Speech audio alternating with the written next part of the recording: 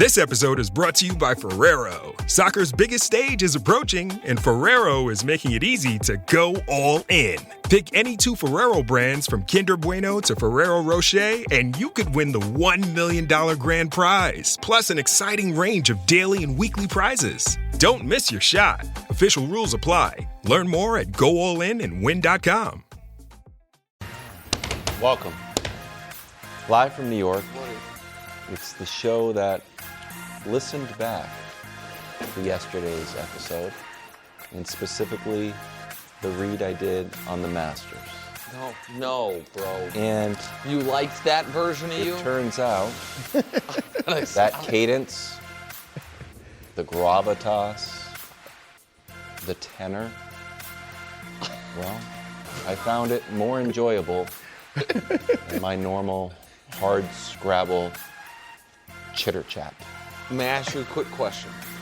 Is it possible, since it was on the podcast, you were listening to that on 1.5 speed, and now you're making we would get through about 3 topics in 2.5 hours. Is it possible that you were listening to that sped up so it actually sounded like regular Kevin Wildes, which is why you liked it? I listened to the YouTube video. Okay. All right, we got to say. Look, it was a hit. Today. It was a hit. And whenever we talk golf, you can go there. Outside of that, it just doesn't work. It doesn't work for basketball or football or baseball or UFL. Maybe if we do Wimbledon. Anything else. Wimbledon, maybe. Maybe. Yeah. Maybe. Wimbledon. Maybe.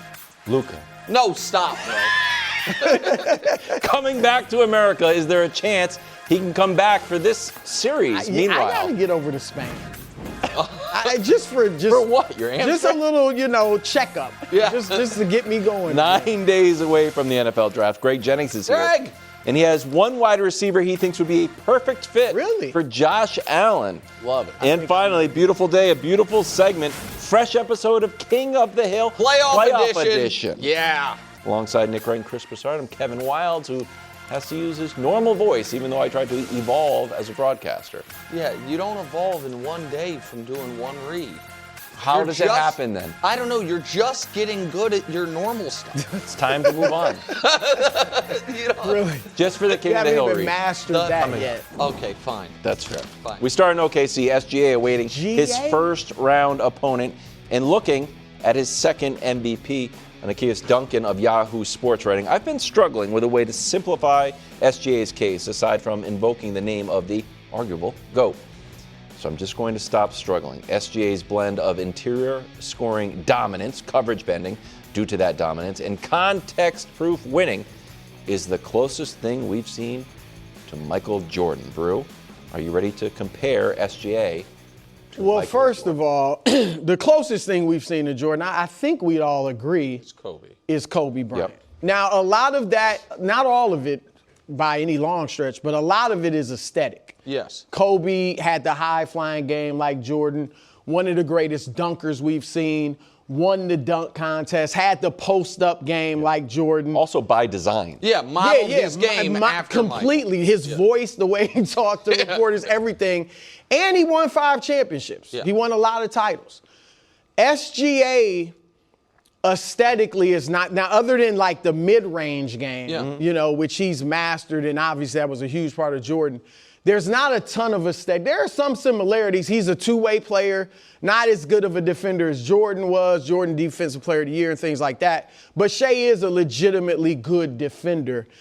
And look, I don't think I'm out on a limb in saying this. I don't think SGA will ever be in the GOAT conversation. But if he were to win 6 titles, or if he were to win the next 3 or something like that, then your production at some point gets you in certain discussions. And that's why comparing him to Michael Jordan, heck, we compared Anthony Edwards. People have compared Anthony Edwards to Jordan. I forgot all because of the aesthetics. You guys remember, I said a few weeks ago, if SGA if his game looked like Ja Morant's, with SGA's production, but it looked like Ja Morant high-flying, we would have long been comparing him to Jordan and Kobe and all that. And that discussion would really be strong right now. But his production is, it's fine to compare him because he's producing so much. I got several graphics. Number one, you look at shooting guards who have led their teams to multiple championships. Now, obviously, SGA isn't there yet, but if he wins this championship, you got Jordan, you got Kobe, and you got SGA. Yeah. So that's it. Like Jerry West, and Oscar you don't consider Robertson, Steph a shooting guard? No, and SGA, look, a lot of people might consider him a point. I don't know what to call him. He's a 6'6" guy that scores a lot but handles the ball, and he dribbles it and handles it a lot more than Jordan and Kobe did. But he's in that. You look at guys who have averaged, because one of the great things about Jordan was he changed conventional wisdom. No one thought you could build a championship team, let alone a dynasty, around a two guard. No one thought your best player could lead the league in scoring regularly and you win championships. SGA, these are the four guys who have averaged 30 or more points and led their team in the regular season and won championships that year. Jordan did it 4 times, then Kareem, Rick Barry, and SGA. SGA could be 2. He could be second to Jordan and more than Kareem, more than Rick Barry if he does it this year. And then we've got a third graphic here about shooting guards who have won, and I'm calling him a shooting guard, but shooting guards with multiple MVPs. So his production is just getting his accomplishments are getting to be what they are, that naturally you're going to start comparing him to Jordan in some regard. So the key to being not just an all-time great, but an all-time legend is the sustained excellence. So and Nikias is writing 3 articles on the 3 leading MVP candidates, like basically the lawyerly case for each of them. So this was his, and it was lawyerly, right? And that was it was intentional on what it was. The point is, I don't even know if SGA is going to be Nikias's vote, because he did it for Joker. He's going to do it for Wemby as well. But I think it is fair to say that SGA's last couple years can, if they win the title, can go toe-to-toe with Jordan's best 2 years. I think if you put them up next to each other, you can say, hey, that, and this just happens to be their 7th and 8th seasons, but it also, a lot of people felt like those were the apex Jordan years. Except that's not the year he won Defensive Player of the Year. But if you count that into Jordan's best years. Yeah, but the year he won Defensive Player of the Year, they didn't win the title. Right. So I'm talking about like individual excellence, championships, pre-retirement. This is a shocking graphic. Right. It's right in line. Here is, though, where I would caution it, and then we're going to talk lists. 4 years ago this week, Giannis was a 2-time MVP, the defending champion, was 27 years old. His team was the favorite to win it again. And if someone wrote an article that Giannis compares favorably or compares to LeBron James, we'd say, well, he's en route. Yeah, he's en route. 2 years ago, today, Nikola Jokic was a 3-time MVP, the defending champion. His team was the favorite. He was 29 years old. And if someone said, hey, how does he compare to Kareem Abdul-Jabbar? Be like, well, he's going to, the different players, but as far as the greatest center ever. And at that point in their career, remember, Kareem won one early and then went almost a decade without winning. Kareem at that point was a higher volume scorer and had more MVPs, amazingly, because he won 5 or 6 in his 70s, first 10 years. And so right now, SGA is 27 years old. He's a 2-time, I assume, going to be a 2-time MVP. He's the defending champ. So I understand saying, hey, how could he compare to Jordan? But the key for all these guys is, yes, that was my first decade, and how about my second decade? And what they were able to do, or my first half decade, how do we do it?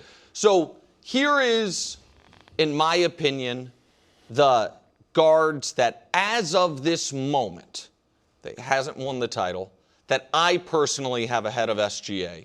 and just what their guards, shooting and point. Okay. What their individual accomplishments and their team accomplishments are, and then we'll show you my top 10, and we can see where we think he can go after this postseason. Mm-hmm. So, Dust, throw whichever one up you want, and I'll talk it through. I tried not to put too many numbers on it, but right now I think he is the 8th greatest guard ever. What you see about all of the guys ahead of him, they all went to, Oscar's the only one that didn't go to a bunch of finals, I guess, or win multiple rings. Jerry West only won the 1 ring, went to 9 finals. And so those are Isaiah Thomas is, again, a polarizing pick, but that's, we don't want to argue about Isaiah. That's about the world in which he lives to me. If we go to individual accomplishments for those same players, this is just times you won league MVP and first-team All-NBAs. That's where SGA's case starts getting really interesting, right? Jerry West somehow never won MVP, nor did Isaiah, obviously. Not many guards were winning them back then. Bob Cousy was, I think, the only one who did it. Oscar. Oscar as well. Yeah. So here, KW is, in my opinion, the 10 greatest guards in NBA history as of this moment. So I think he's already passed Chris Paul. I didn't list him. He's passed Bob Cousy. He's passed Jason Kidd. He's passed John Stockton. Which means if we remove guards, it's just players, and this might make you uncomfortable, he's passed Kevin Garnett. He is past David Robinson. With another title brew, I think he definitely jumps D. Wade. Yep. And you start to have the Oscar and Isaiah question, and is he the 5th greatest guard ever? I put him ahead of West. Oh, okay. But I wouldn't have West. But you wouldn't have West as high. So that's where we can start parsing it, I guess. And then he starts getting in the Charles Barkley, Karl Malone, Giannis, Kevin Durant area of all-time players. If they win another title. If he wins this, I got him ahead of Durant. I just have to. Ahead of Giannis? I love Barkley. But I just have to put him ahead of Barkley because of accomplishments. He will have 2 MVPs to Barkley's 1. He'll have 2 championships to Barkley's 0. Why would you have him ahead of Durant? I think Durant has primarily been a great scorer. He's a decent rebounder. Mm-hmm. He's not great for his height, but for his position, he's decent. Solid defender. I think SGA is at least as good of a defender, if not probably better. Oh. And SGA has proven he can lead his own team to maybe 2 championships. Now, if it's just 1, then we can debate. But Durant, he was great in Golden State, and he was their best player. But that wasn't his team, and he didn't lead those teams. He stepped into a ready-made situation and was phenomenal in his role, but it was a role. It was a glorified, it was a role. There was a superstar role, but it was a role. So right now, tell me if you think this is fair. Right now, if SGA retires before the playoffs, he's one of the 30 greatest players ever. And if they win the title, he's one of the 20 greatest players ever. That's what, if I have him spot ahead of Chris Paul as of today, and Chris Paul's firmly in my top 30. Yeah, he's going to keep climbing. Who's going to be the favorite? Well, that's the thing, and you're absolutely right about not being too premature, because we would not have thought in 2021 that we're sitting here 5 years later and Giannis hasn't even won a playoff series. He won one playoff series. Yeah. We would never think that was going to be the case. Correct. I don't know that we would have thought Jokic would only have 1 at this point. So we have to see how it goes. When Kawhi left Toronto, everyone's like, oh, he's going to be the first guy with 3 rings, with 3 different franchises, and 3. Nobody ever thought that he wouldn't, from then on, play in another conference finals. It's been more than a half decade. I don't know. Maybe I'm misremembering the Bucks. I do not remember talking about the Bucks being set up with assets and depth like this. Well, they had Drew Holiday, who went on to Boston and helped them win the championship. They had Middleton is injured. They were always a knee injury away. They were not set up for a 7-year run, but they were the favorites the following year. Good for a few years. And they Middleton got hurt in those playoffs, and then the next year they were considered reloaded and right back, and then that was the year Giannis got hurt going into the playoffs, and then they made these massive trades, none of which worked out. Can I throw up one graphic, Dusty, about Jordan and SGA?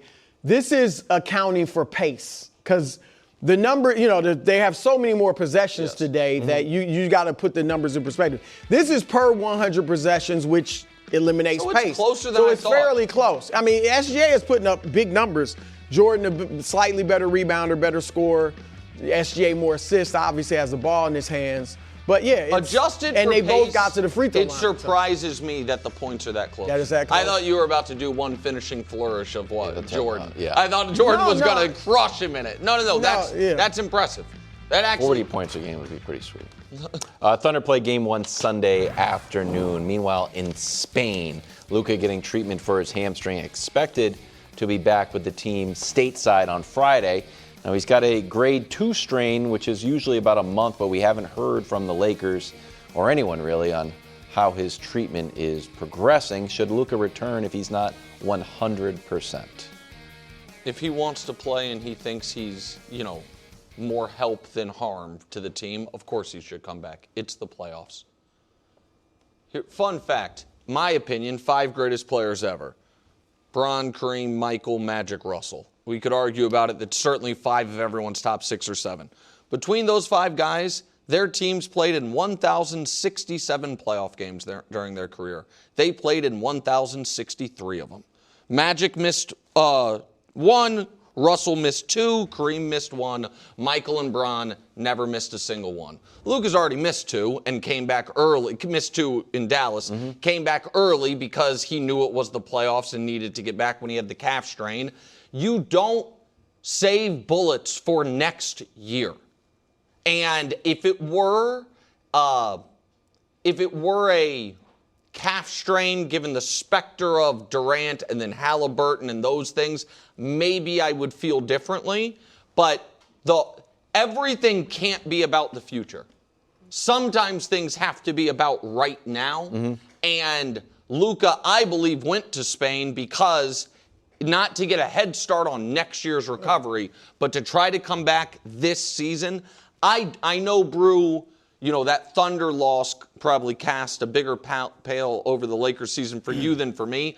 I don't look at them as a team that if they're full strength, they're drawing dead anyway. Like, what for? Who cares? You can't win the title. Going into that, before everyone got hurt, I thought they had the 4th best chance to win the title of any team in the league. I'd now put them, if they were fully healthy, Denver jumped them, so I would have them at 5th. But it's more than a puncher's chance. He's an all-time great player who's been an all-time great playoff performer. If he thinks he can come back and help the team, he should come back and help the team. I wholeheartedly disagree. Wow. Look, if he's fine and the doctors are like, look, you're good. He won't be 100%, but you're good. You're fine. You can go out there and essentially do all you want to do, fine. But if he wants to get out there like Harden a few years ago in Brooklyn. Nets? Well, that was awful. And, really, you can't, or Aaron Gordon, I get that was, a couple days after he injured his hamstring. But you saw him against OKC last year. I would not risk it. Nick, I think they are drawing. If they get OKC, they will get annihilated. And it's not just the one game. They're 0-4 against OKC this year, lost by an average of 29 points. It's not a good matchup. And I think it is about, again, I'm not saying don't come back if you're good, but I would not rush it because it is about the future for them. And Luka is starting, he's not injury prone, but he's starting to get injured. Last year, he only played 50 games with both teams, Dallas and the Lakers. This year, he's not even, won't make the 65-game threshold, and he's, missing some playoff games already. He is your future as the Lakers, and I would make my number one goal if I'm the Lakers would be to get him as healthy as possible for next year and then see what we can make some type of move, whether it's keeping LeBron or not, make some type of move for next season. So I wouldn't rush him back for this. Now, if he's fine, that's one thing. But if he's not, I wouldn't rush him back. Are you still optimistic? I know. I think he's going to play. You do? Yeah. I mean, if they're down 3-0, then I reserve the. You know what I mean? If this series is they're down 3-0, and I reserve the right to. If this series is even somewhat competitive, I believe Luka plans to play. And I'm sure he obviously wants to going to Spain. And I also listen. I understand that the Lakers have to take a long view of a lot of things. Part of the long view should be, in my opinion, how long will it take us to get, I know they want Giannis, but I think it's going to be hard to do. What year do we think in Luka's career is he going to have a better wingman than LeBron right now? But it's not just wingman; it's the team. Sure, yes, he could have a lesser wingman and then be a better team. I agree with that. If it's a better filled-out roster, if it's more similar to Dallas a couple of years ago, I get that. I felt Luka was a legitimate, and I think we all felt to varying degrees, MVP candidate this year. Absolutely. The Lakers, up until the day he got hurt, were playing the best basketball they had played since the year they won the championship as a team. Luka was playing the best basketball of his career. If in 10 days he's at 70%, I think he would want to play, and I think he should play. Remember, Aaron Gordon played that game 7, and it's hindered him all season. I think he's played 36 games this year. Yeah, I don't know if they've directly tied that, but it does seem it's a hamstring injury. No, Harden thinks, and people think that Harden, the thing in Brooklyn, kind of made it a lingering thing forever. I understand that. He doesn't dunk anymore. And Harden and Luka have similar styles. So dribbling the ball. No, that herky-jerky, nice move, slow but great. I don't know. I think you think he'll be far more effective at 70%. Yes. I'm not confident he'll be effective at all at 70%.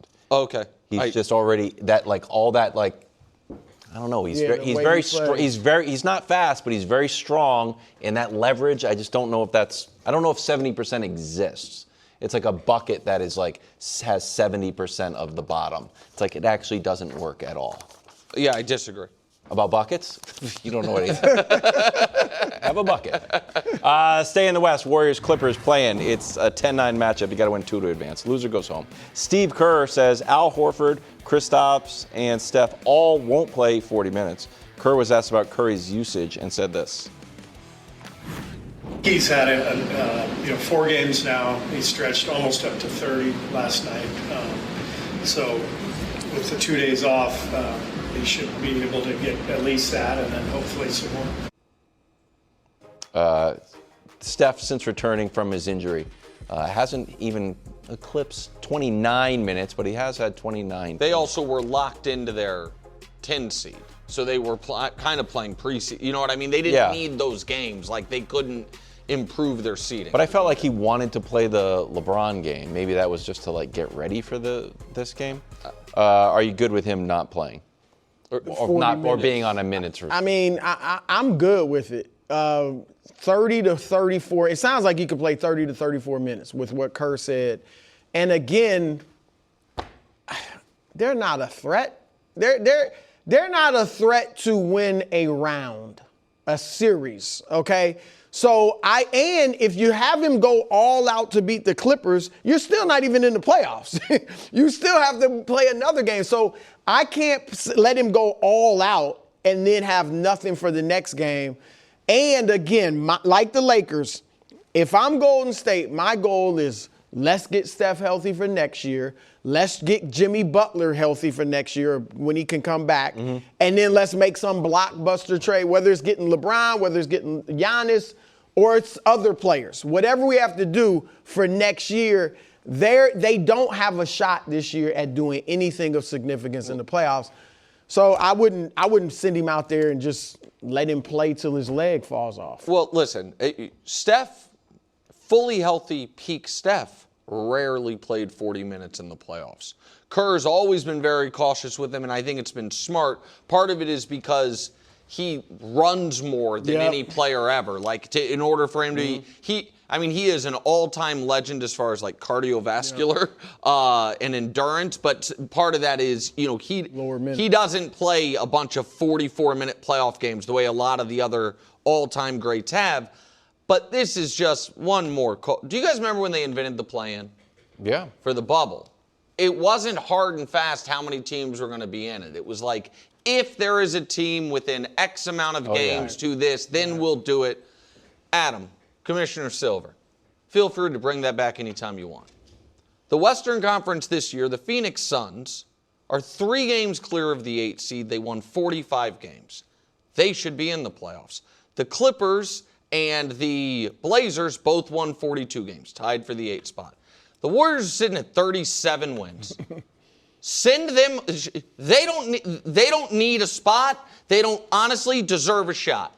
The Suns, meanwhile, should just be in. Right. Mm-hmm. This year, under those circumstances, with a team well below 500, let the 8 and the 9 play each other for the final spot. The Suns earned their 7th seed already. Good. In the East this year, where you have a bunch of teams all within 2 games of each other, they all were above 500. Great. Good. Glad we have the play-in. Reward Charlotte for the late season push. Keep them alive. We don't always have to say the 10 seed has earned the right to play in the playoffs. And the Warriors, if Commissioner Silver called and be like, guys, sorry, we've actually changed the rules this year, I think Kerr and Steph privately be like, sweet. Yeah. Draymond wanted this season over 2 weeks ago. Like, they're not... I wanted to be appalled by the idea of a guy the team's best player not going all out in a playoff game. But the fact of the matter is, they probably shouldn't be there. They don't really want to be there. And the idea is our reward if we win 2 games. You said they won't win a round. They won't win a game against OKC. Right. Our reward is just getting smoked by having Lou Dort hurtle himself into our bodies. Not interested. Not interested. That game's tomorrow night in L.A. Does Josh Allen need another weapon? Greg Jennings joins the show. That's next on FS1, the Fox Sports Channel on SiriusXM. This episode is brought to you by State Farm. You know those friends who support your preference for podcasts over music on road trips? That's the energy State Farm brings to insurance. With over 19,000 local agents, they help you find the coverage that fits your needs, so you can spend less time worrying about insurance and more time enjoying the ride. Download the State Farm app or go online at statefarm.com. Like a good neighbor, State Farm is there. 9 days away from the NFL draft. Nick released mock draft 2.0 yesterday. It was controversial. 6 wide receivers in the first round, including Washington's Denzel Boston going to Buffalo. Greg Jennings is here. So we'll zoom out first. Do we like Buffalo adding another weapon to Josh Allen's arsenal? So, of course, I love them adding another weapon, just not in the first round, because they have so much need on the defensive side of the ball. I doubt if they expend their first-round draft pick on the offensive side, where you just acquired DJ Moore. You trust who Josh Allen is. You know who James Cook is in that passing game as well as the running game. And obviously, Khalil Shakir, your tight ends, we can go on and on. But in the third round, yeah. Third round? Yeah. Well, they don't have a second-round pick. They don't have a second-round pick. So that's where they would have to do it. And I could see them adding another weapon there. Look, if they were to add a receiver, let's just say they were to add a receiver, for me, a fit would be a bigger guy. I know a lot of people like Denzel Boston. He's okay. Like he has. Look, that is a scathing indictment. No, I mean, Denzel for me, Boston, there's a lot of things on film that I don't necessarily care about. Do I believe he can be a good player? I do. I just think I don't know if he can be that guy right away. A guy that a lot of people don't talk about, that played at a smaller school, Georgia State, is Ted Hurst. A 6'4" guy, can run, can sink his hips, can catch the ball, can get down the field, can run every route on the route tree. Now, he needs some improvement. And one of the reasons why because you're thinking third round. Too. Yeah, but one of the reasons why, for me, Denzel Boston, he's going to go earlier. Right. And I don't think they will expend that pick for him. And having Keon Coleman and Brandon Beane talking about doubling down on the fact that, you know what, we believe in this guy. He just has to put it on. To have a guy and miss when you drafted him in the second round, and then to take a guy in the first round that's not a sure thing, unless he's a sure thing, you don't do that. And I don't think Denzel Boston is a absolute sure thing. I'm with Greg. Like, you went out and got your number one guy in DJ Moore. He's only, 28? Khalil Shakir is a legit number 2. Then you got Keon Coleman, who let's just say, for sake of argument, is going to improve. And McCole Hardman. Like, that's a pretty good receiving room. It's certainly good enough for Josh Allen.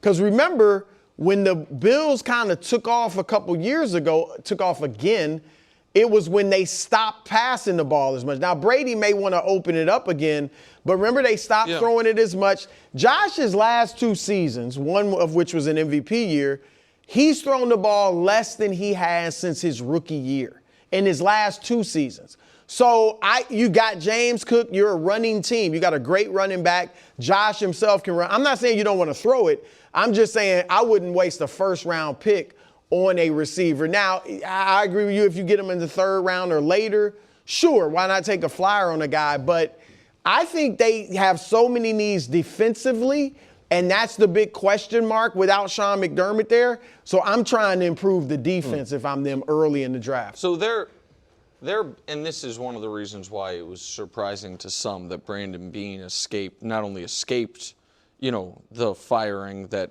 Sean McDermott suffered, but seemingly got promoted. After Josh Allen, this team has really struggled with its top picks. So the draft right after Josh, they took Ed Oliver. That guy's awesome. Like, that one worked. The next draft, they traded their first-round pick for Stephon Diggs. That worked out. That first-round pick also ended up being Justin Jefferson for the Vikings. Ended up being Justin Jefferson. Well, that would have been. So, but that was but they spent that first-round pick on a wide receiver. It was just a veteran wide receiver. Yep. The next year, they in the first round took Greg Rousseau, who's fine.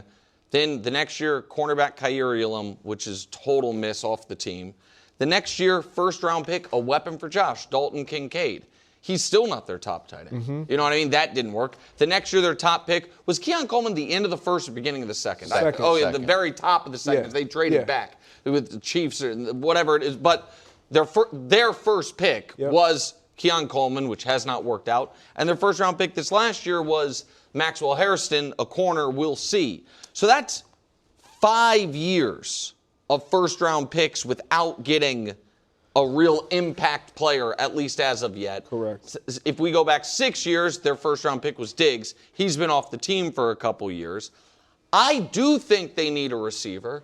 I also think that any team in this draft, that if they took receiver, first round, second round, we'd say that's weird. Yeah. And that's what the Bills would be doing.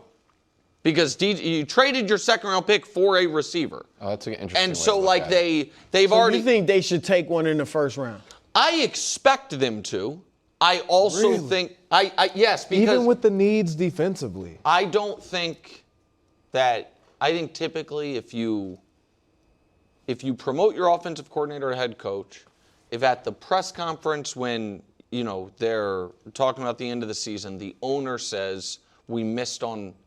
Keon Coleman, I think that they are going to focus on the offense. That's what I think. Yeah, so for me, when we watched them last year, one of the glaring things that stood out with Ed Oliver being out was they needed defensive interior help. I agree. And so when you look at this draft, you can get that.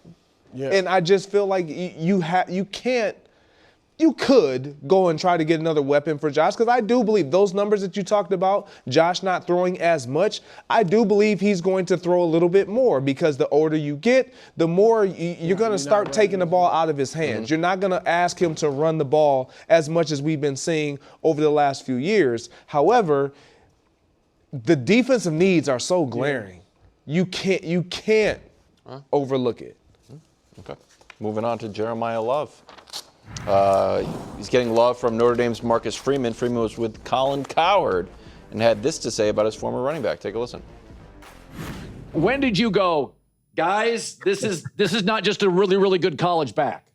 Yeah, it didn't take long. And you know what? Great players like Jeremiyah Love make coaches look really good. And listen, I'll take the credit. I don't even coach running backs, and I'll take the credit. But, man, Colin, he is a unicorn.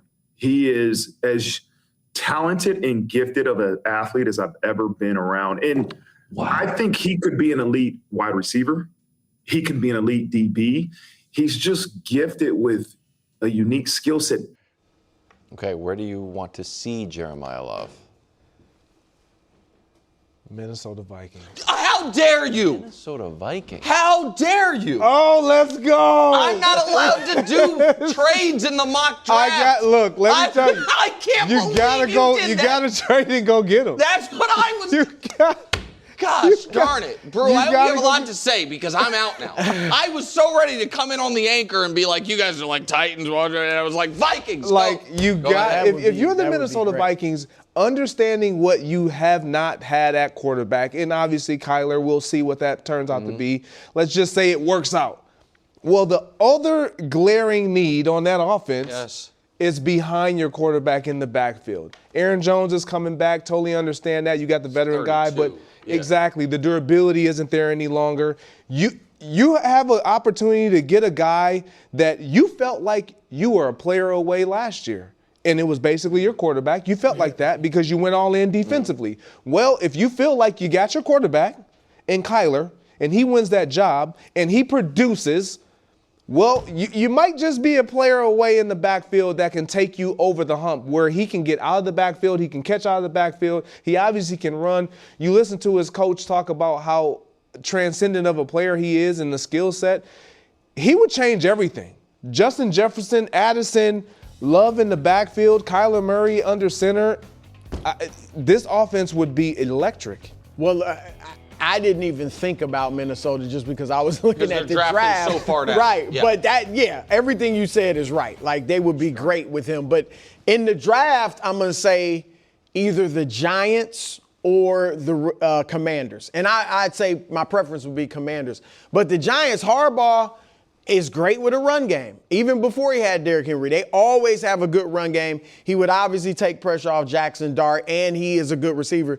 But I'd love to see him in Washington because Jaden, it takes the running pressure off Jaden, who's been their leading rusher, when he was a rookie. And you already have Debo and Terry McLaurin, so you got receivers, but this guy is a great receiver. So it just helps so much Jaden Daniels. And I think it would improve his chances of staying healthy because Love would be a great safety valve, like check down guy who can run after the catch. So I think there's a good chance he ends up with the Commanders, certainly if he falls. And what does this trade look like? So listen, the scenario would be that he falls past 7. Yep. And the Saints are sitting there at 8, needing a little bit of everything and needing cheap players because they are just now finally getting themselves out of the salary cap hell they'd been in. And the Vikings come in. The trade value chart says the 18th plus the Vikings second rounder is equivalent value to the 8th pick.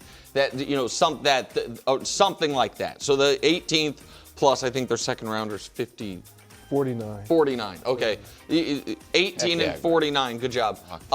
For the Saints, because I think the Saints can't take a luxury position there. Makes sense. The Chiefs, Daniel Jeremiah had the Chiefs drafting Jeremiyah Love, even though they took Kenneth Walker if he's there. That would be a very unique thing. I think you would have. He would be great with Kansas City, but it also you wonder what Marcus Freeman said about him lining up as a wide receiver a lot. Like, how often would you have Kenneth Walker and Jeremiyah Love on the field at the same time? I think that would be odd if they spent their biggest free agent signing and their top 10 pick on a running back when they have other needs. But if he does slip, I do think there could be a team that, the Vikings is who I said. I wonder. Now, they traded away their first-round pick this year, so they would have to be very aggressive. But a team like Denver that might just say, screw it. We'll give you our first-round pick next year and stuff if he starts to fall, because I don't think the Chiefs can draft him. I don't think the Bengals can draft him. And so if he's there, someone might want to move up for Dolphins. him. But again, I think Dolphins need a little bit of everything. I know. So I think they would want to trade down. Those teams, I think what ends up happening is the Titans take him. And part of me says if he is, as a lot of people believe, the best player in the draft, Titans need good players, go ahead. I am a little scarred from the Ginty run last year with the Raiders, where it does feel like some teams, we talk about teams not being ready to draft their quarterback.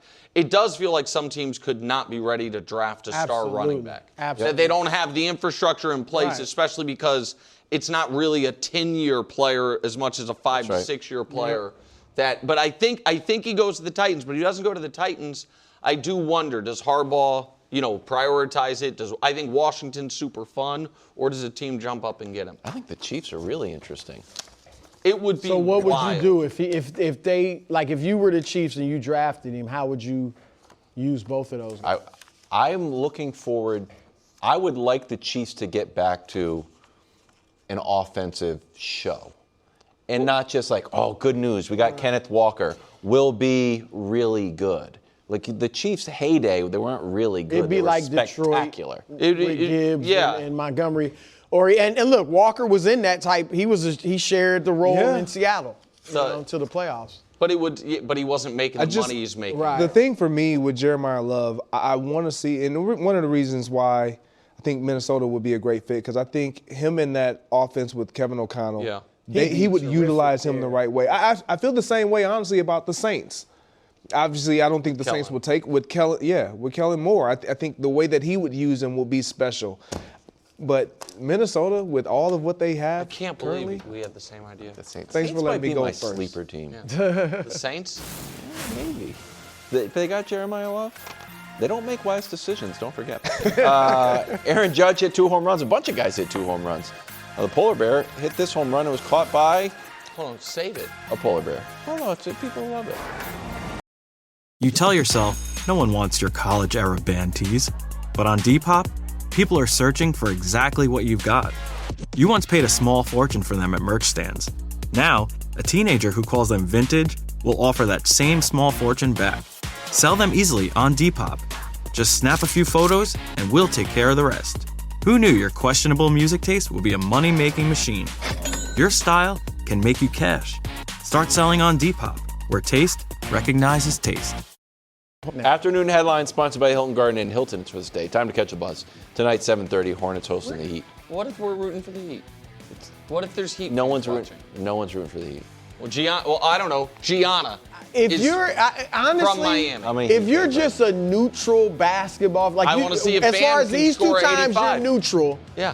You are definitely pulling for Charlotte. Exactly. Yes. I mean, they are so much fun to watch, and the Heat, God bless them, are not fun to watch. I enjoyed watching someone score 83 points. That was it, though. That's not going to happen. What's your second best Heat highlight? They haven't been fun to watch in waving terrors.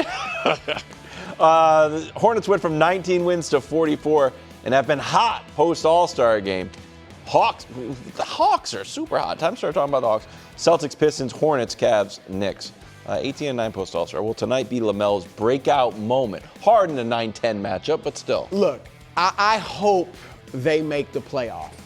And I don't expect them to win a round, but I hope they make the playoffs. Okay. Now, if they get the AC, they'll face Detroit, not Boston. But I hope they make the playoffs. But it is not even necessary for them to win this game for us to really start taking them seriously. And it includes their best player, LaMelo Ball. All right? LaMelo Ball, Nick, now he is not en route, but he has Hall of Fame ability. Now, he is not en route, like I said. I thought I caught the buzz. No. Well, does that mean that he's my guy now? Well, you called this to dude is he was nice. silly. But he is silly. That's his problem. He was silly. There are guys that have Hall of Fame ability that have never reached that potential and didn't make it. And he is en route to being one of those guys. But I'm saying if he gets it, he has everything he needs as far as skills and size and speed and et cetera, to be that level of player. And this year, Nick, he has shown us already, whether they win tonight or not, or win this game or not, that he can play winning basketball. His field goal, his points and assists per game are down. They're the lowest since his second year. He's in his 6th season. So he's showing that he's willing to take a step back individually. He's still got things to work on, shot selection at times. Still only shoots 40% from the floor. So he's got things to work on. But I got some numbers. We showed the little graphic. Here's some better numbers. Since January 22nd, all right, they are 28-10. Where do you think that ranks league-wide? League-wide, January 22nd, 28-10. Hold on. That's a 60-win pace. Wild's new. I didn't know. That's a 60-win pace. Yeah. All right, but offensively, they are the 3rd-rated offense over that stretch. And this is a significant stretch. Defensively, they are the 6th-rated defense since that stretch. I was higher than that. So, that's good, though. Yeah. And so, hopefully they can – I'd love to see them get in the playoffs, as I said. But whether they do or not, I just hope that they are smart this offseason. And Charles Lee, is doing a great job there. So, man, I am high. You are really caught the buzz. Team. I think they're my team. Not your team. No, I said you can't do this. Hold on. Bro, how many teams can you have? I said he was Hall of Fame talent. You don't believe. You laughed at me. First of all, is he Hall of Fame potential? Doc Rivers made the Hall of Fame and immediately got fired. The Hall of Fame is all over the map nowadays. He's nice. I want to let Wilds have his moment. This is a must-win game for the Hornets. You don't say. Really? You think it's must win? I mean, it's literal must win. It's literal. Does this ruin all of the? Yes. Really? I do not think you can be the 10th. They shouldn't really be the 9 seed. They had a chance to escape the plan. They could have done what Atlanta did. But they do silly stuff. You don't say. Well, they're still a silly squad. Don't get me wrong. They are 10-18 in clutch time games. A lot of that is before they started being good. But they will still give away games. This is a must-win game. I am not subscribing to the narrative that they are ahead of schedule. They are basically on schedule. You have to win this game. Gianna, I'm sorry. Nobody wants to see the Heat. I do. Advance. You just don't like. You want to see Heat Pistons? For whatever it's worth, I think the winner of this game loses on Loses? Thursday anyway. Right. KW, I want you to do something for me. Sure. I want you to turn your head 190 degrees. I see it. And really, really take in. I rock with LaMelo. I want you to take in the full picture. He's got a lot of tats. I don't mind a lot of tats. I mean, that's commonplace in the NBA. Listen, I am he just got colored ones. It's the color scheme and the placement and the penmanship of some of them. And I want you to remember when there was that fake news Hot Cheetos toe tattoo story. Yeah. That the fake news was that it was LaMelo's feet. And when you saw it, you, like everyone, were like, yeah, that checks out. It turns out it wasn't true. But we saw, the rumor was that someone had gotten their toes tattooed that color red to look like Flamin' Hot Cheetos. Yes. And it was LaMelo, and no one was like, that doesn't sound like him. That has nothing to do. But he could mature. He has matured. No, he has not. One car accident. He has not. But this is not like all of a sudden he's turned over a new leaf. Con Knippel's there. Yep. Charles Lee's done a good job. Yes. His usage rate is down, which has gone along with them winning. I am telling you right now, attaching yourself to this guy's star is a mistake. I rock with LaMelo. Okay. He's playing. What do we? Here's the only thing. If we ask a guy to do something, and they do it, then I'd like to reward them with my loyalty. We just showed a third of his highlights. He's taken one-footed threes. Those are highlights. That's an effective shot. And to Bruce's point, Wemby takes it's it, not it's like Dirk he's Nowitzki. gotten When he takes it, it's way a bad more shot. efficient. No, he has not. He has not. Unfortunately. And so here's my Turnovers request. a little down. Because we have talked as much this year about the 10 seed in the East, the Hornets, as we have the 10 seed in the West, the Golden State Warriors and Steph Curry. If they lose this game, next basketball season, can we temper any Hornets talk until they are firmly in the playoff picture? Is that fair? LaMelo talk sells. No, the young folk love LaMelo. This is wild. Didn't see his votes for the All-Star game a couple years ago. The young people love you more than they should. I'm just surprised that this is a must-win. Anything can happen in a one-game scenario. If they lose it, I'm not feeling like, oh my gosh, we blew it. No, I know it's a literal must-win to go on, but I'm just saying I don't think you can take a lot from a season positively if you were the 10 seed in the East. The 9s, pardon me. The 9 seed in the East, if you finish with the league's 16th best record. Yeah, but if I'm them, I'm looking at the second half of the season when Knipple kind of got his footing. Yes. And LaMelo took a step. You know what, Gianna? I hate to say it. Blowout alert. Okay. Blowout alert tonight. I don't want to see that. I'm sorry, Giannis. If it's blowout alert. Close late. If you trust that guy? Oh, goodness, no. But if it gets... K-pop Demon Hunters Haja Boys breakfast meal and Huntrix meal have just dropped at McDonald's. They're calling this a battle for the fans. What do you say to that, Rumi? It's not a battle. So glad the Saja Boys could take breakfast and give our meal the rest of the day. It is an honor to share. No, it's our honor. It is our larger honor. No, really. Stop. You can really feel the respect in this battle. Pick a meal to pick a side. Ba-da-ba-ba-ba. At participating McDonald's while supplies last. Live from New York, it's a show that's predicting a Charlotte Hornets blowout. It's the second hour of First Things First. I hope you're right, man. Thank you. We caught the buzz over here. Yeah, we're buzzing. No, that might be too far. We're too old. See, how are you the Hornets guy? I'm more excited about him than you are. I'm just not making B sounds. That's a sign of my excitement. You think it's corny?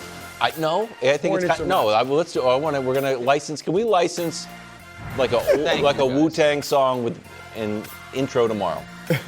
Today, are the Chiefs under the most draft pressure? We discussed. Meanwhile, Suns Blazers. Is there a chance one of these teams could put a scare into San Antonio? But right now, we're bringing back my Masters cadence. Welcome back. April in the city, so nice, we named it twice. It's playoff time this weekend. It's play-in time tonight and tomorrow. Which stars will shine the brightest? Which ones will just float away?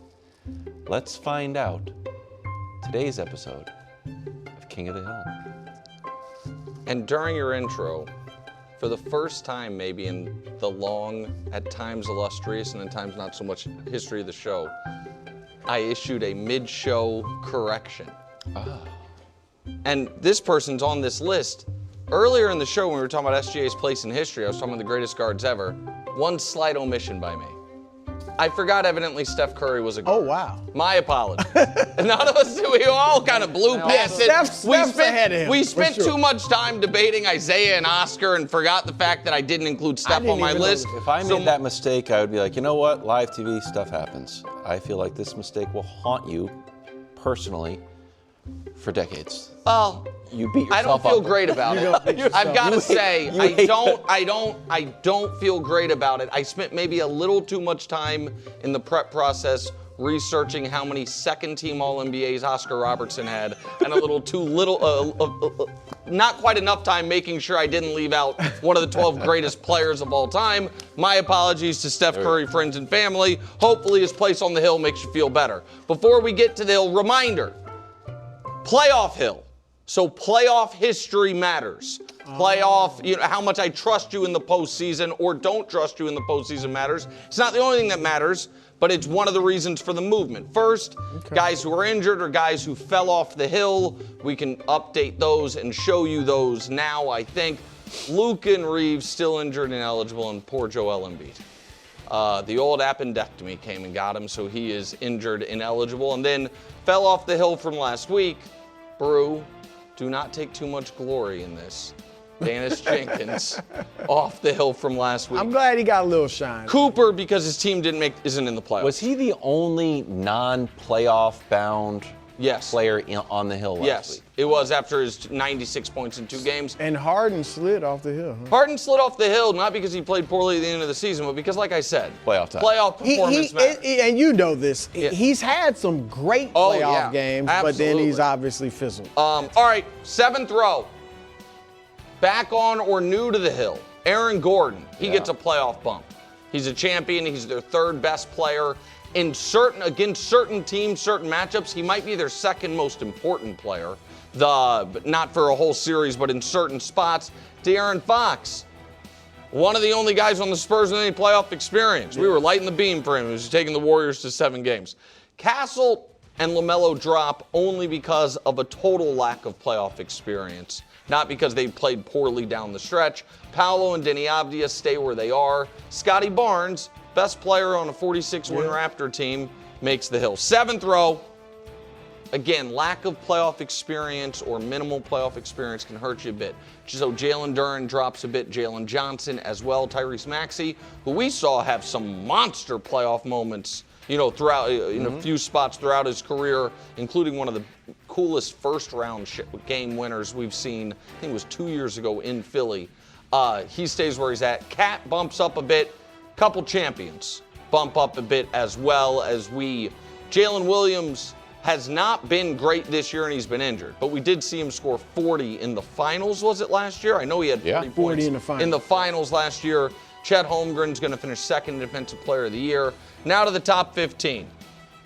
Kind of the same generation on this level. Ant, I know he hasn't been healthy as of late. Some of it's been his knee, some of it's been an actual illness, been sick. But he's back-to-back conference finalist, a guy we've seen play well in multiple playoff series. He moves up. Jamal Murray moves down only because of the guys who had to move up, not because his play warrants it. And he is a guy who, when he's been healthy and rolling, has been a playoff killer, as has Donovan Mitchell. Jalen Brunson and Devin Booker stay where they're at. The reason Jamal and Donovan had to move down was a little deference to the old legends, plus, call him a middle-aged NBA star. Row 4, Bron, Steph, Durant, and Jason Tatum.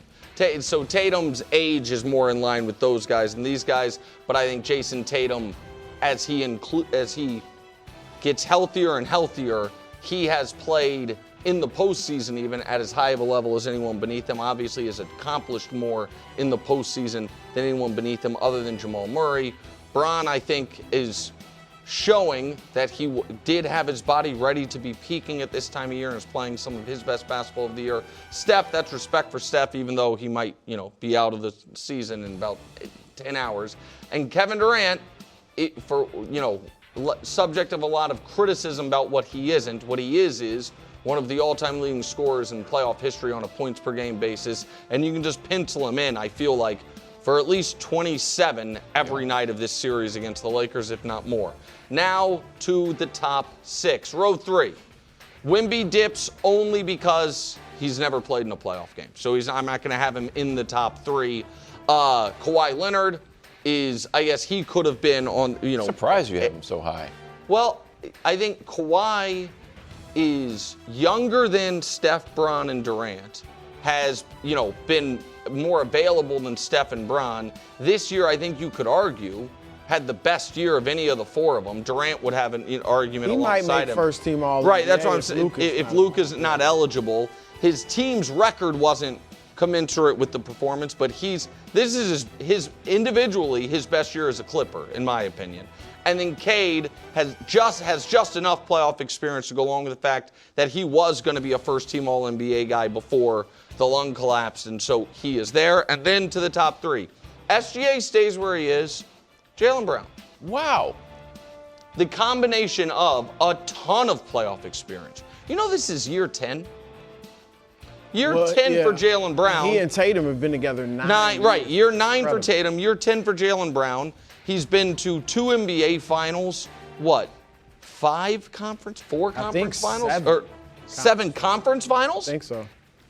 I believe so. 6 or 7. Okay, all right. Josh, let us know. Whatever point is, he has unbelievable playoff experience. He is a finals MVP, and he's coming off his best individual year. So I bump him up, and then atop is the best player in the league and a guy who's an all-time playoff performer as well from an individual level, not necessarily from a team accomplishment level, Nikola Jokic. That is the latest king of the hill. Well, look, I wasn't looking at it just through playoff lenses. Yeah. So my bonus take was Wemby, of course, ahead of Jalen. But playoff, I'll humor you. Yeah, well, I mean, Wemby's zero career playoff. Yeah, but he'll be fine. He'll be fine. Well, I just call it he wasn't a healthy hunch. enough to play game 82. I mean, if he's healthy, call it a hunch. He's going to be better than Jaylen Brown. But my main thing, and again, this wasn't looking at the playoffs so much, but I think Donovan Mitchell should be on that row ahead of, above him. Okay. If you want to take Steph off, I obviously just without the playoffs, I put him ahead of Steph and LeBron at this point. But let's take Steph down and switch Donovan with him. Donovan gets a bad rap because he hasn't been to a conference finals. I don't necessarily hold that against a guy that's 6'1", a 6'1" guard. But I think, unlike James Harden, who has had moments where he just disappeared and didn't play up to his ability, Donovan's delivered in the playoffs. He just hasn't been able to get to the conference finals. I don't know if we have a graphic, but I think, here we go. Look at it. His numbers in the playoffs improved. The points per game is top 5 all time. Yeah. I mean, this dude delivers in the post. Now, I don't have much confidence in the Cavs, but I'm not going to kill Donovan Mitchell if they go out in the second round. But I think he is a very good playoff performer, and he just hasn't been able to win team-wise. So I would move him up, but I think it's a good hill. I have a similar playoff performer I'd like to move up. This might be blasphemous. If I have to switch someone, I'll switch Tatum and Jalen Brunson. Okay. Granted, Tatum's a champion, but I'm not sure I'm penciling in Tatum as a guarantee. He's had some high moments, but he's had some moments where he didn't look like Jason Tatum at his best. And he's still ramping up while Jalen Brunson is 100% healthy. Brunson's, and I took out the Mavs tenure, even though he had some big games with the Mavs. Most points with one franchise, so this is just Jalen with the Knicks. Wilt with the Warriors, Jordan, Luka with the Mavs, Iverson with the Sixers, LeBron with the Cavs, and then Brunson with the Knicks, averaging just a hair under 30 points a game. So I'm expecting a huge series from Jalen Brunson against the Hawks. So I think he is. They're going to need him to play the level he's played in the playoffs in order to beat the Hawks. I think that the Hawks are, and we talked about this a bit yesterday, they could have drawn the Raptors or the Hawks. The Raptors they've owned. Mm-hmm. I think they were 5-0 on the Raptors this year. So the Hawks are, I think, a tougher matchup and have bodies to throw at him. Where I totally believe in him is there's not 5 guys in the league that I would rather have ball in his hands, tie game, 30 seconds left in the postseason. You know what I mean? Like, go get me a game-winning playoff bucket. And it's so unique given his size that he can do that. But right now I'm on tilt on making lists. I'm going to leave Steph Curry off again. I will be on it. Game tied in the playoffs. Luka, I'd rather SGA. Luka, LeBron, SGA. I'll still give Steph, and then maybe Jalen. Joker's weird because Joker's not going to. Yeah, I'd rather Joker. I would rather have, at this point in their career, I'd rather have Jalen than Steph. Really? In that spot. Yeah, Steph's going to likely take a 3. Yeah, and Jalen's going to get in there and get a mid-range. We'll get a foul. And I don't. Bron is an interesting one because what is true is the last 2 years in the playoffs, Bron has worn down by the fourth quarter. Yeah, I would take Jalen. Yeah, and so over LeBron. And last shot. Yeah, for this exact right scenario. Now, this exact scenario. But I would take him over Ant, even though I think Ant is a better player holistically. And that's. I mean, Jalen wasn't he clutch player of the year last year? Yeah. And there is, or 2 years ago, one of the two. Yeah. I'm not sure. Steph won it 1 year and he won it 1 year. It might have been Jalen last year. I also think that is their single biggest edge in this series. is that the go-get-us-a-bucket guy for the Hawks is C.J. McCollum. The go-get-us-a-bucket guy for the Knicks is Jalen Brunson. Right. So I think that's where they have the biggest edge. Mid-range is back. But he's not just mid-range. You know, he can get to the bucket. Like, he gets guys on his hip. Yeah. Are the Chiefs under the most draft pressure? That's next on First Things First. Greg Jennings back. It's Deck Days at Lowe's, and the savings are stacked. Right now, pros get 15% off all in-stock composite decking from top brands like Trex, TimberTech, and Decorators. Plus, get a free DeWalt 20-volt max 5-amp-hour battery when you buy a select DeWalt tool. The deck's stacked in your favor with brands pros trust. Our best lineup is here at Lowe's. Valid through 4/22 while supplies last. Selection varies by location. Full weekend of football coming up. Friday at 8, Dallas Renegades, Columbus Aviators. Then Saturday at 4, the Storm of Orlando taking on the Birmingham Stallions, perennial powerhouse. UFL on Fox. NFL draft, 9 days. Teams looking to rebuild. Jets, Browns, Chiefs, Cowboys, and Dolphins all have 2 first-round picks. Look at the Jets at 2-16. Jets might make a little noise. Really? I don't know. I kind of believe in the Jets, just a little bit. I've always believed in Aaron Glenn. I like Aaron Glenn. I do like him. Thank you. Well, you like bottom feeders. Yeah. I don't believe if Aaron Glenn does turn it around, then you're off. I like Aaron Glenn. Here, can I tell you? Can't get an you interception. guys, what you're saying about Wilds is directionally accurate. What's also true is he is trying to find 8 losses on the Bills' schedule. And I don't Jets, believe in the Bills. Hey, there you go. And the Jets, all of a sudden, it's like, Jets, Dolphins, all those first-round picks. Maybe they can give Buffalo. See, that's more sense. I mean, you better invest in that defense. He's playing 5D chess because he knows the Patriots are hurtling back down to earth. No, hurling down to 10 wins. Which team's under the most draft pressure? Cincinnati Bengals. Great answer. Look, you talk about a team, an organization that feels like, at least coming out of there, and a lot of talking heads, we talk about them glowingly because of the quarterback and that offense as a Super Bowl contending team because of who they have at quarterback. Well, in free agency, prior to free agency, Joe Burrow's like, free agency is of paramount importance. Yeah. And what do? Lose a lot of guys. Yeah, I don't think that's what he meant. Lose a lot of guys, and like 2-for-1s. I know they signed a pass rush. I know they signed a couple other a safety. But you didn't fill the voids to where now you're at the draft and you have all these needs. And if you're the Bengals, forget the needs. You have to get it right. You just have to select a good player that is going to impact your team, preferably on the defensive side of the ball. Does it have to be on the defensive side? It has to. If it's not on the defensive side, then it probably better be on the offensive line. Yeah. Okay. Because you lost your swing lineman center, Lucas Patrick, who was a center guard, and then you just cut Matt Lee, I think last week, who was center guard. So, you lose interior linemen, you need linemen. Obviously, you want to protect your greatest asset if you're going to go on the offensive side of the ball. That's Joe Burrow. Yeah. But we know you have so many glaring needs defensively. If I'm a Bengals fan, I don't care who you pick. Just make sure you get the pick right. Because if you get the pick right, they're going to be like, man, he's a heck of a player. But if you go for need and you get that wrong, it's like what they've been doing over and over again every year. I like your answer, but I'm going to one-up you. Oh, wow. And go Bengals South. The Cowboys.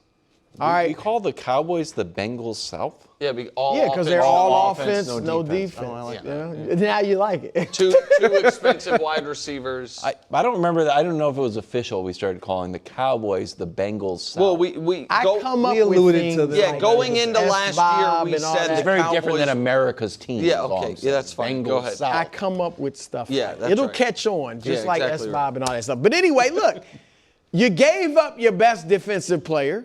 Yep. You're not apparently interested in Max Crosby or Myles Garrett. You are going to have a top-notch offense, assuming health, all right? you have got to strengthen that defense. And here's the thing. They are win now. It's not about building. That's right. They are win now. Your quarterback, I know 32 isn't ancient. He'll be 33 in July, Dak Prescott. And he's played, this will be his 11th year. He's had some injury issues that we don't see with typical quarterbacks. Mm-hmm. And so every year, it's S-Bob next year for them. I know this year we didn't say that because they were so bad, but they are S-Bob. If they strengthen that defense, they could really maybe do something in the NFC East and the NFC as a whole. So they've drafted well for the most part. So they do have the ability to do it, but they got to go get, I'd say, 2 defensive players in the first round. Your offense is fine. Strengthen the defense. Quickly, just because you've done all the draft mocks, Jordan Schultz said the Cowboys might be thinking about moving up in the draft. Have you run that through your mock draft? Listen, they have 12 and 20, and so the circumstances under which they would do that, I would imagine, would be if one of the stud Ohio State defensive players, front 7 defensive players, or David Bailey, all of a sudden is available in that 6, 7, 8 range, and if they decide, it's worth it for us to trade, the 12th and the 20th for the 8th and someone's second. You know what I mean? 12 and 20 would be too much to give up just to move up 4 spots. Yep. But if 12 and 20 for 8 and 40, you know what I mean? Second, something like that. I could see them. That's the scenario where I could see them doing it. I think that would be a mistake. I think the Cowboys, to Bruce's point, need 2 defensive starters out of this draft. And so I wouldn't want, if Dallas, I wouldn't want to be trading up. Now, they do have extra, they have extra picks here. They also have an additional, I think, second rounder next year. So, they do have they gave up some of that draft stuff in the acquisition of Quentin Williams, but they still are plus at least a little bit of picks. So that should help them. But, Brew, what do you say to me when I make a point that you think's a good point, but not the best point? You call it something. You say that's cute. Yeah. Cute. You and Greg had cute answers. Those are cute teams. Those are fun teams. They score a lot of points. Yeah. No one on this desk thinks there's any scenario where, given what they do on draft day, that we're like, you know what? The Bengals are winning the Super Bowl. You know what? The Cowboys are winning the Super Bowl. They could, they can improve. But heavy is the head that wears the dynastic crown. The team that is under the most pressure on draft day is the Kansas City Chiefs. They have a couple major needs. Mm-hmm.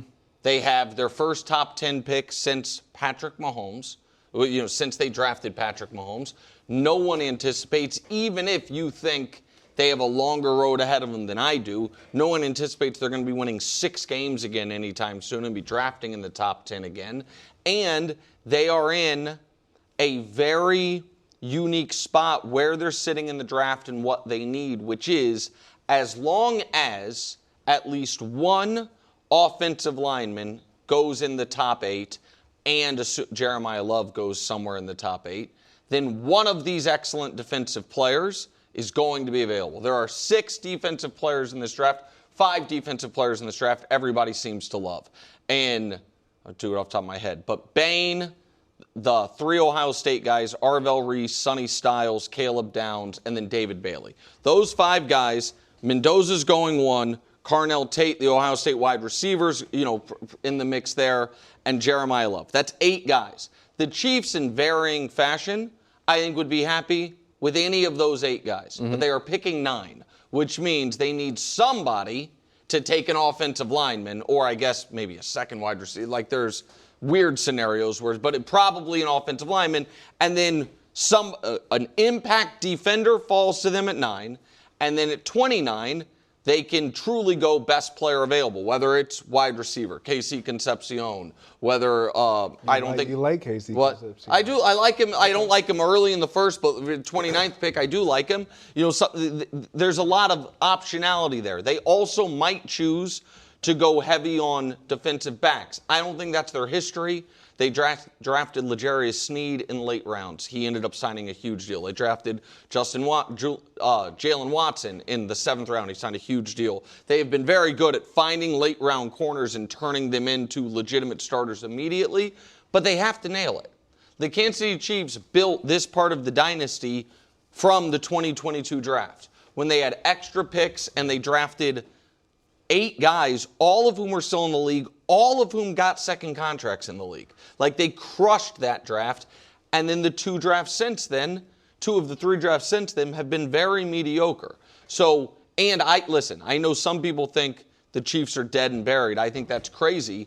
But they do have holes, and they do need to address it with more.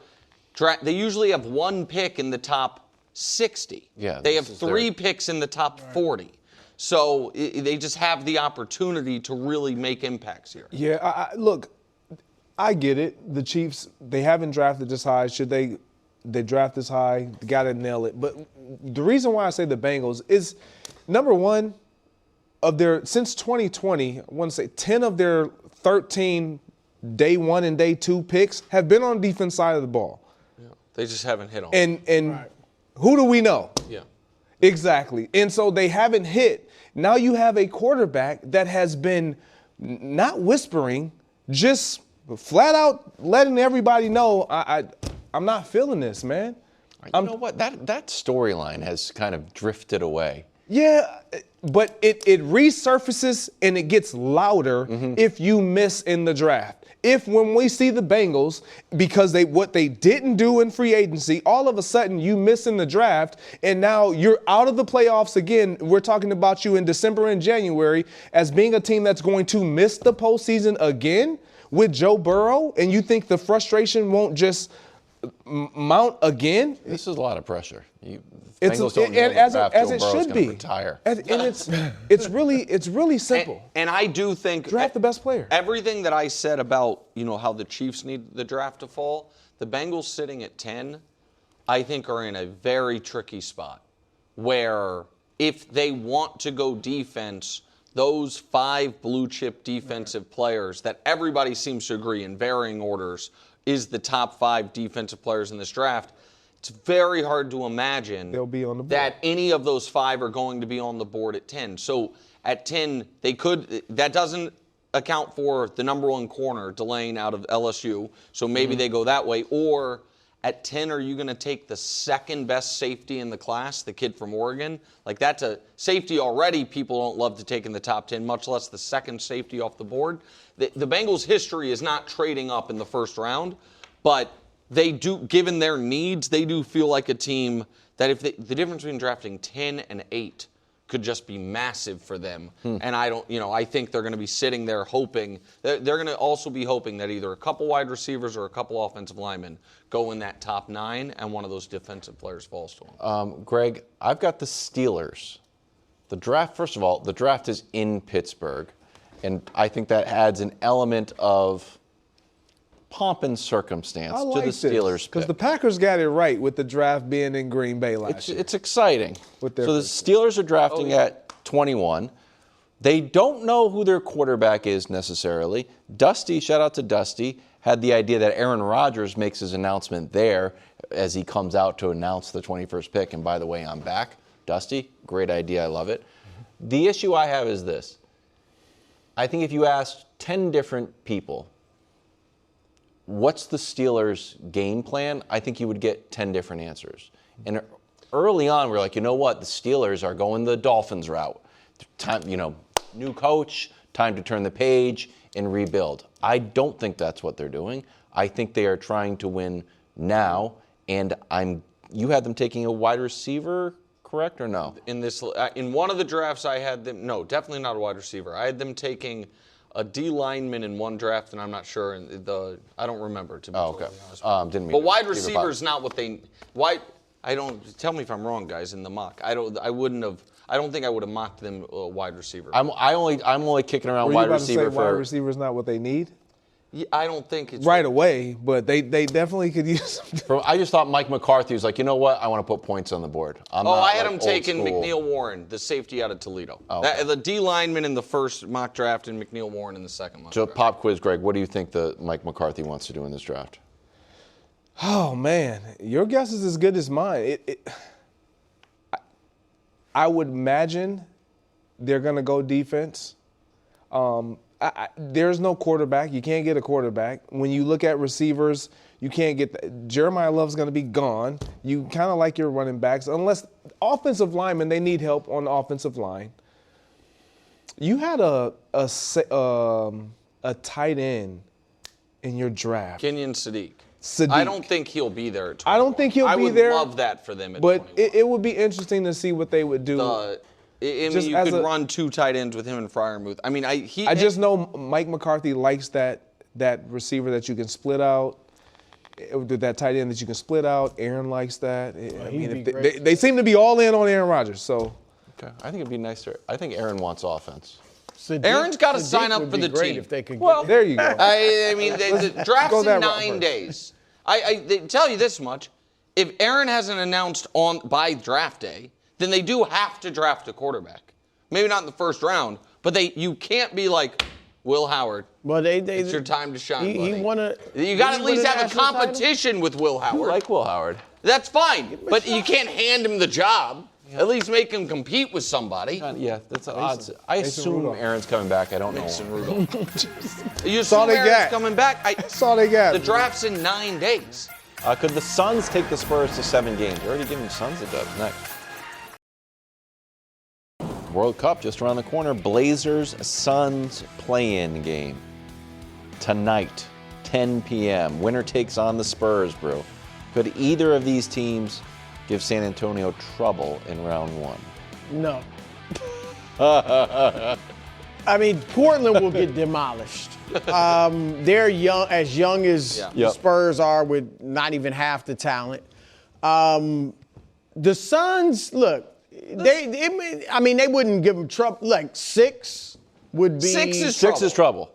That counts. You're up 3-1, 3-2. It might go. I wouldn't predict 6. I would predict 5. Yeah, well, that's not. Yes. But what's your halftime of Game 6 and you're down 1? No, we're in trouble territory. I don't expect them to have any trouble. All I'm saying is the Suns, with Booker, Devin Booker, Dylan Brooks is just a disruptor. Jordan Ott, their coach, is a very good coach. Jalen Green's talented. He's back. Like, they got some things that, but I actually it'd be good, I think, for the Spurs. Not 6 necessarily, but some close games, a couple of close games. I think they need a couple blowouts too, but a couple close games, maybe a loss, maybe a 5-game series where you get to have a little hardship, little adversity in your first playoff experience. Suns? No, he doesn't.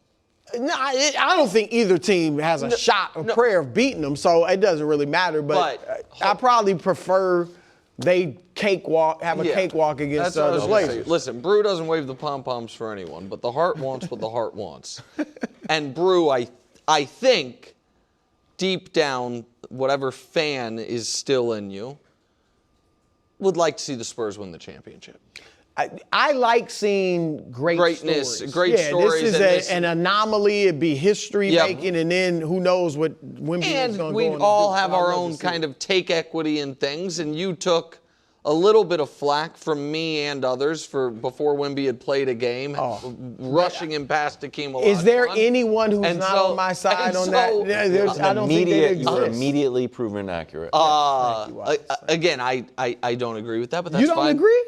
That if Wemby ends up being Hakeem Olajuwon, he's a major disappointment. No, I don't. I didn't say I said it's a disappointment. Sorry, you're right. My apologies. You think that? I do not. But regardless, the Suns could be a pain, and if I had any awesome players on my team that I feel like I'm going to need for a full playoff run, much less one that's 7-5. A little banged up. I really don't want to be playing in a professional basketball game with Dylan Brooks. I think Dylan Brooks, and that's not, by the way, I want to make that clear. That's not a compliment. I'm not saying that like, oh, he's tough. He is over the line quite often, and quite often in playoff series. No, he is. And so now he is. This is a compliment. He's having an excellent year, and he's turned into a very important player. That part, I think he could have all those traits and some of the intimidation stuff he has without going out of bounds the way he has in his career. It is what it is. But if I were a Spurs fan, I am a huge Blazers fan tonight. Right. I just feel like the Blazers, it would be stunning if a Spurs-Blazers series goes more than 5. Absolutely stunning. And a Spurs Suns, like Devin Booker has scored 70 in an NBA game. Devin Booker can get hot. Devin Booker's been to the finals. Obviously, Dylan Brooks has been to a bunch of playoff series. They certainly won't be scared. You know what I mean? And they have obviously house money. I mean, there's no expectations. They can go out. And your point about Brooks is absolutely right. Like, Brooks is the type of guy to be like, oh, I'm going to test that rib. Yes. He is that type of guy. I mean, seriously. No. Am I wrong? I'm not even sure that's out of bounds. Testing the rib might not be out of bounds. Some of the other stuff. Yeah. But like a good, I'm boxing him out and, Yeah, he'll give you a little extra. Yeah, and and I also do think the Suns are just demonstrably better than they are. The Blazers. The Blazers. They won 3 more games, but they also did that despite the fact that Booker and Brooks both missed. Like, it's the Suns at times this year looked like they were going to be a 50-win team. And so, like if they didn't have that stretch of time without their guys. Now, they were the 7th seed basically all year. But so I just think that the Blazers are a happy-to-be-there team. And the Suns, maybe how they were going into the year, didn't have the expectations. Matt Ishbia did, but nobody else really did. I just think that it would not surprise me at all if we had a Game 6 Suns Spurs. I wouldn't be shocked. And I would be absolutely shocked if the Blazers... Denny Avdia's had an awesome year, and I give him credit. And what they've overcome with Chauncey's arrest after Game 1, they deserve a lot of credit. But I think the Blazers just get crushed assuming they make the playoffs. I set their over-under on total wins in the playoffs at a half game, and I don't know which side I would do. I'll give you another pop quiz here. The answer should be pretty obvious because it's topical. Who is the best player in the NBA? Jokic. That we talk the least about? I mean, you're going to say it's Devin Booker? Yeah, I would like Devin Booker to become interesting. I would like Devin Booker to become relevant again, where it feels like Devin Booker just... No, since that playoff series against the... He's just not in the mix. Against the Mavs. Outside of because they went to the finals, they were the number 1 seed the next year and the favorites to go back. Then that series against the Mavs happened. Yep. They end up going to get KD, and it never really... And he's had some injury issues, too. But, I mean, he's fallen off the radar. And he is a great player. So tonight would be a nice reminder. I'm still Devin Booker. I'm still excellent. Nice. And then if they play the Spurs, he can make some noise. Yeah. Listen, I think Suns Spurs is a fun first-round series. I would not be mad at 6. I'd be mad at 7. Okay, yeah. But 6 wouldn't be bad. Yeah. I'd really like 5. 6 would be Take interesting. him out and then 5. If it gets to 6, Devin Booker's like, hold on. The tricky thing always with the 6-game series is that the 6-game series where you're anticipating the favored team to win it, that does mean the underdog is going to be at home with their seasonal Game 6, right. And that's how you get Game 7s. And you know what can happen in Game 7? Anything. Oh my goodness, this is just that's a bad one, Danny. I gotta be insane episode. I can't believe. By the way, I would have kept that between us, but you took that Steph Curry shot at me because of the most embarrassing error of my television career was an hour ago, and now you're just everybody's on tilt. Yeah. And Nick is fighting back. Nick is in a corner and he's fighting dirty. He's fighting dirty. He doesn't care anymore. Ty Simpson, like these. Is he going in the first round? We discussed. Meanwhile, is Carnell Tate the next great Ohio State wide receiver? And finally, a special edition of Top 10 Tuesday Playoff Edition. Who's the most important player in the NBA playoffs? Not best, Most important. Important. Yeah. Very interesting. Coaches or just players? Just players. Sometimes you like to throw a coach in there. I do. You know what? When he wants to do a coach, he has people. The most important people. But when he wants to... This is going to be players. I like altitude. Yeah. Oh, curveball. Fan base. Chris Broussard. Yeah. Kevin Wildes. Nick Wright, who again is on tilt. And Danny Parkins. No who is telling dealing what with Nick's the gonna shrapnel say of Nick being on Okay, tilt. the internet isn't written in ink. It's not a big deal. Nick made it as small mistake. He might put it out there if you keep. I forgot Steph Curry was a guard. This is what happened. I was too busy researching old things. I left Steph Curry off my top 10 guards list. I might, you know what? By the end of today, I might just say, you know what? It wasn't an error. Yeah. Overrated. You know what? You have to. Yeah. Chris Paul or Steph Curry? Well, when you really think about it, I don't know. I don't know what I'm going to do here. Interesting. First First things first, overtime. SGA looks like he's headed to back-to-back MVPs. Looks like the Thunder, according to Vegas, will win the championship. And Achaeus Duncan of Yahoo Sports writing, I've been struggling with a way to simplify SGA's case aside from invoking the name of the arguable GOAT. So I'm just going to stop struggling. SGA's blend of interior scoring dominance, coverage bending due to that dominance, and context-proof winning is the closest thing we've seen to Michael Jordan. Danny, you kicked this around last week. As a Chicago guy, you called it an uncomfortable conversation. Are you still good with these SGA Jordan comps? You have to be. Like, obviously, he's not now, in the past, or in the future. He never will be Michael Jordan. It's just, he's an icon. It was a moment in time. It's not going to be replicated. And even to this point in their careers, you know, Jordan had the Defensive Player of the Year and the 4 top 3 MVP finishes leading into it. Like, he's just, obviously, Mike stands alone as the greatest shooting guard of all time, arguably the greatest player of all time.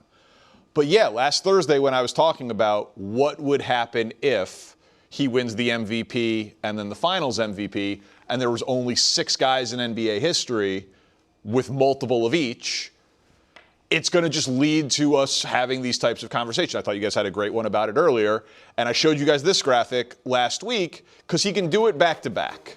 Like, if he does it back-to-back and it's Jordan, LeBron, and Shea, he's going to jump a lot of guys who matter. And Nick, despite you maybe being mad at me for the shot that I took at you off the air, maybe this is a great mind situation because I was looking at Jordan's first 2 title seasons also and just kind of did further stats on it. It is remarkably similar for Shea being a year younger than Mike at this time, but both of their 7th and 8th seasons in the league, Shea's age 26 and 27 seasons, Jordan's age 27 and 28 season, how strikingly similar they are, and obviously the 2 MVPs is assuming the vote goes through. Why wouldn't it be fair other than, well, he's Michael Jordan? No, I'll tell you, listen, I think it is fair to compare these 2 years that Shea has had, if they win the title, to any 2 years by any player ever. Right. I think it will be fair to be like these 2 seasons versus Bron's best 2, Jordan's best 2, Kareem's best 2. I'm not saying he would win all of those or most of those, but if you win the highest individual award both years, the highest team award, and your Finals MVP, but that is not where I struggle or hesitate with any of this stuff is it would have been very fair at this exact moment in Giannis's trajectory to compare him to LeBron. And by the way, LeBron at that point was basically, he was already 18 years into the league. It's not like LeBron had a ton left to do. Right. But Giannis, 4 years ago this week, his team was the favorite to win the championship. He was already a 2-time MVP, not waiting on one. He already had won a Defensive Player of the Year. He was 27 years old. Is it fair to compare him to LeBron? And the answer would have been absolutely not. Now, we thought, well, he's going to win more, obviously. And instead, since that moment, he has not played a single round 3, let alone finals game. And a lot of the Shea, these things to me are layered in a lot of assumptions. First assumption is they're going to win the title this year. Well, they might, but the number 2 seed in their conference beat them 4 out of 5 this year. And the number 2 seed in the other conference, the favorite there, is a tried and true champion as well that is just now full strength.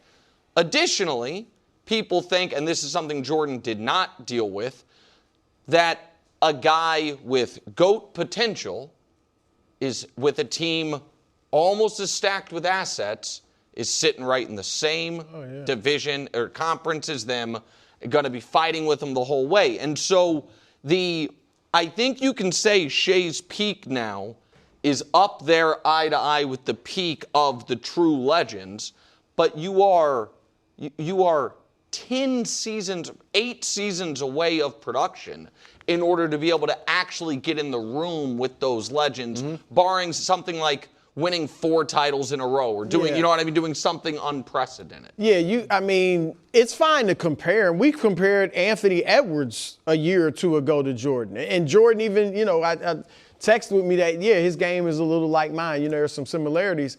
So that's fine. But I think your uncomfortable conversations when you brought that up is obviously nobody's saying he's equal to or better than Michael Jordan. I think it was the other guys, though. Kobe, Dwayne Wade. I mean, I don't even put him with Steph. You can compare him if you want, but obviously Steph won 4 championships, 2 of them without Kevin Durant. Kobe, you mentioned Kobe. That's why I said Kobe Steph, has the 5, but and a lot of times 3 of Kobe's, he was the sidekick to Shaq. But those are the conversations you kind of bring him in. But sure. I mean, what he's doing is tremendous. And look, I don't think I would be shocked if he ever got anywhere near the GOAT conversation. But at some point, your accolades and your accomplishments just raise you up. If he were to go on this, and Nick is right, like we're getting way ahead of ourselves. But if he went on a Jordan type run where he won 6 championships in 8 years in what was supposed to be the Wembanyama era, and Jokic is still playing, it's part of his era too, then you start to just move him up because of his great accomplishments. But right now it's fine to compare him because he's doing something unprecedented. But, he's playing phenomenal basketball. I also think it's layered with, and yes, this is a projection, no doubt. He is set up because of the Thunder, because of their draft picks, because of his teammates, because of the executive who runs the team, because of his age. He should play winning playoff basketball for a long time. And I know you say we have done that for other people. I do think, and you can disagree, but just given the youth of the core and how talented they are and how many draft assets they have, I do think they are uniquely set up to win a lot of basketball games. It's not about a lot of basketball games. It's about a lot of championships. Yeah, and I think when you look, like I said, I honestly believe now they could win it this year, but the only team I think is capable of a dynastic run would be the Spurs right now. I mean, if they win, if he wins it this year, that's 2 straight. I don't see him winning 3 straight. And I think that it's going to be a Wembanyama era, not a Shea Gilgeous-Alexander era. I also think that it's just a bummer and bad luck for those 2 guys. If those are going to be the defining teams, and I'm not sure I even agree with that they're in the same conference. That just makes it that much harder. It's like San Antonio and the Kobe Shaq Lakers. Exactly, and that makes it so much harder. So here's why I think how great they're set up is almost always overstated for these teams. Because we don't know ownership's appetite for spending the requisite money of having all these awesome players. We thought that the conversation surrounding Boston a year ago, when they were the favorites in the East, I don't think they're the favorites over the Thunder, but they were second favorites to win the title, was if they go back-to-back, will they still tear down some of the roster because it was about to be a $400 million luxury tax bill. I remember us discussing it, that their only path to not tearing away a lot of that was if they were going for a three-peat. The Thunder are not a big market. Those owners have not been traditional luxury tax guys. I know they didn't win the title, but when I think people thought, holy crap, the Thunder are set up well. When they had 23 or younger Kevin Durant, Russell Westbrook, and James Harden and made the NBA Finals, and they played 0 more games with that core together, along with Serge Ibaka, the same GM. And so, yes, they have all these assets, and yes, they're great young players. Do I think Lou Dort and Cason Wallace AJ Mitchell, they're definitely going to lose a lot of those guys. Those guys, and no matter how good of a drafter you are, Presti is on a heater. Like, even the greatest drafters ever don't always hit, and you don't always even taking the best player available at your spot sometimes is a mediocre player because you're drafting 29th, and the Clippers picks are running out, after this in short order. So I think you're right. They do seem more set up for 5 years down the road than Denver or Milwaukee did. But they don't feel to me way better set up to repeat as champions than Denver, Milwaukee, or Boston did. And none of those teams came close to it. Well, so I disagree. I will be I think they are going to win. I think that they have a chance to win this even more comfortably than they did last year, where they had 2 7-game series, because if Jalen Williams can get back to how he played last year, and we'll talk about that in just a minute, on the top 10 list, that's an element that this particular Thunder team that's been very injured but is healthy now didn't have. And it's 4 straight seasons of Shea averaging 30+. Even if they don't win titles, another way to do this is all NBAs and MVPs. No, that's not a way to do this. To raise yourself. Listen, he's never going to be Michael Jordan. No, but it just to raise. But that's rise ultimately the what we're gonna talk about. I mean, Kobe's got 5, and I know it's not just championships, but the only way for him to raise, just like Jokic. Look at Jokic's numbers. He's the only way for him to get in that top 10 is to win another championship. That's it. Because the numbers are phenomenal. The flip side is, if we're talking all NBAs and top 5 MVP finishes and 30-point-per-game seasons, look at Harden's career. And then ask people where he stacks up. And the answer is nowhere close, because he's at 0. But he doesn't have. Again, I'm saying that there will be multiple titles for Shea. Yeah, obviously. He needs to have multiple titles. All right, it's time for Top 10 Tuesday. Since it's Tuesday, it's the most important players as we enter the playoffs. Danny, start us off with number 10 in Top 10 Tuesday. Most important players for the upcoming playoffs, guys. Not necessarily the best, but who are going to have the biggest impact. They are the most important. Coming in at number 10, can he make himself into a household name? Stephon Castle. Everything that we do when we talk about the Spurs, obviously, is about the 7'5" alien Victor Wembanyama. But Stephon Castle has been unbelievable, and he is still just 21 years old.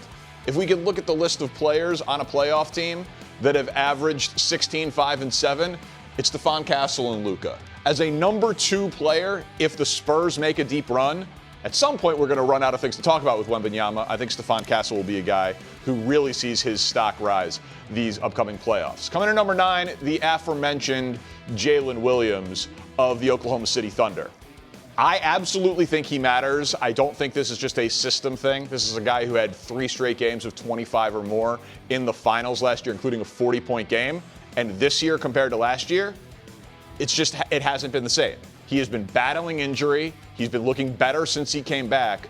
But if he can get the numbers on the right to be more like the numbers on the left, I do think it can be a more comfortable path for the Thunder as they go. Coming in at number 8, Jason Tatum. It's one of the great comeback stories in sports. He is playing not quite like a first-team All-NBA, but he is playing like an All-Star. They're the favorites in the East. Is he going to get better as these playoffs go on? It seems possible. Obviously, he matters a great deal. Coming in at number 7, Cade Cunningham. I've had doubts about the Pistons all year. We have a lot of examples of teams that treat the regular season like the playoffs, and then when you actually get to the playoffs, it drops out. But he is a legitimate bona fide superstar, and if he can take his game to another level and prove me wrong and put the Pistons into the NBA Finals, he's going to matter a ton, obviously, over the next 8 weeks or so. Coming in at number 6, it's my guy James Harden.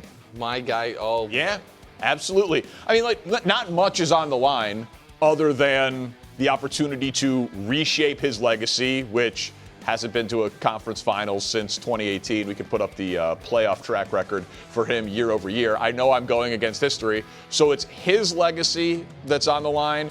And if this doesn't work and you just made this trade for him, is Donovan Mitchell gone in Cleveland? Do they pivot and move off of Evan Mobley? Like, a lot of top 30 guys in the NBA right now's next home. And he's had some great teammates. So you look at that list and not gotten to the. So at least he's left all those places happy, good handshakes. Again, I we get enjoyed the era.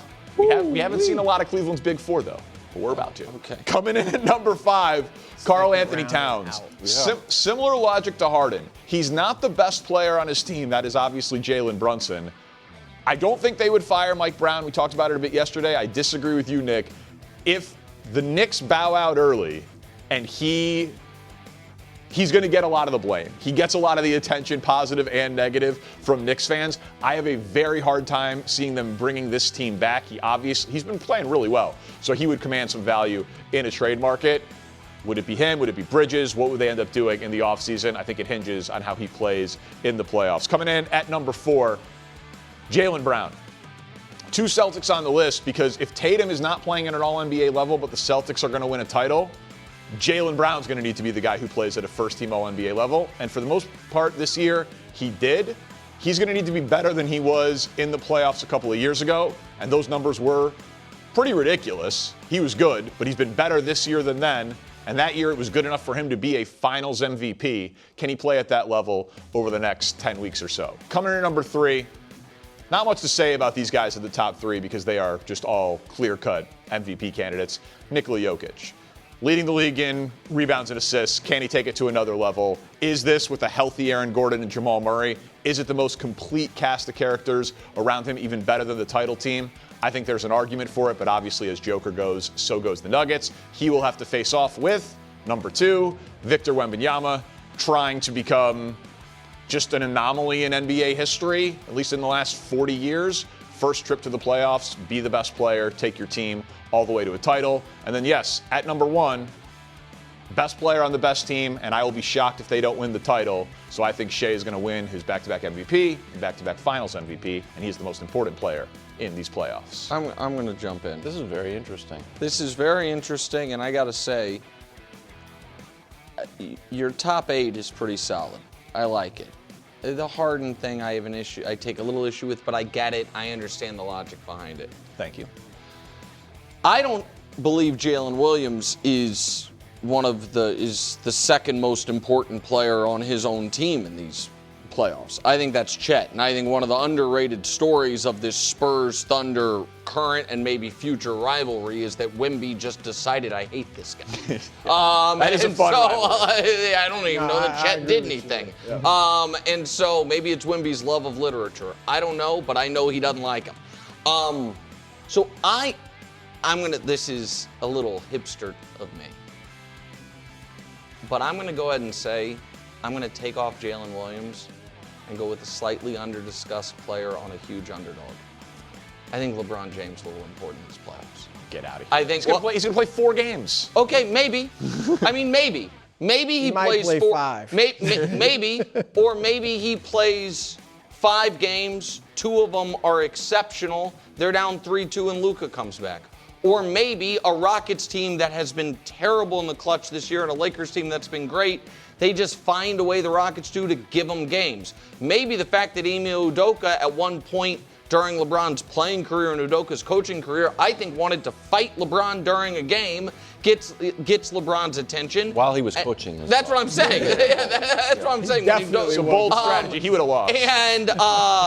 And also, as far as impact, if LeBron does pull off the massive upset, what that means for the Rockets, what that means for another all-time great player in Kevin Durant, and how we view him, as far as it's not best and it's not most likely, but as far as important, there is no one in these playoffs who has a bigger responsibility for their team to have a chance to win a single game than LeBron James, as the Lakers are presently constituted. And so I think he should be on the list. I just think he'll be watching by May. I agree with Nick about Chet over Jalen. I think this list clearly is about championships, so I wouldn't have LeBron on it. This is a list of guys who I think are going to be playing multiple rounds. Yeah. I think, though, you missed Aaron Gordon. Aaron Gordon is essential for Denver. Denver has a legit chance to win the championship with Aaron Gordon. Without him, and that hammy's, been an issue for him all season, not to mention last season in the playoffs. And so he has to stay healthy and play well. He's become like an exceptional three-point shooter. And obviously with him, they are a very good team defensively, or pretty good.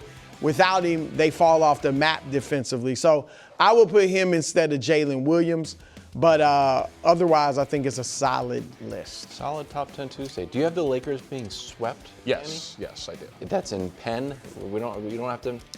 Wow. It's in Penn. Yeah, guys, all of a sudden a big Rockets guy. Huge believer. No, I'm a big, if two of your three best players are not playing basketball, you're probably going to lose. Luka's coming back from Spain on Friday. No, I saw that news story. And there's plenty going on in Spain. So. Top should be back 100%. Bro, are you conspiratorial, or are you I'm just saying. Jealous of Spanish of medicine? What? No, I'm just saying. It's plenty going on in Spain. Everybody goes there when there's a problem. It's jealous is the wrong word. I meant like he did say he wanted to go to Spain. Yeah, that's what I meant. Like envious. Been to Spain and had a wonderful time. That's a great. Did you get any medical treatment while you were there? No. Maybe you missed out. Up next, it's Ty Simpson going in the first round or second round. Way to sell it, Wild. And who's going to draft him? Not the Steelers.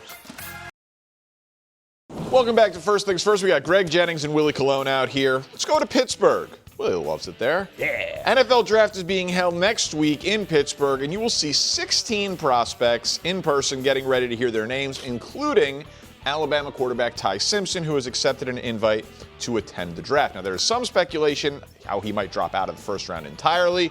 Simpson himself has spoken throughout the process, saying he is, quote, absolutely, end quote, a first rounder. So, Greg, very simple question. Is Ty Simpson worthy of a first-round pick? No, I don't believe so.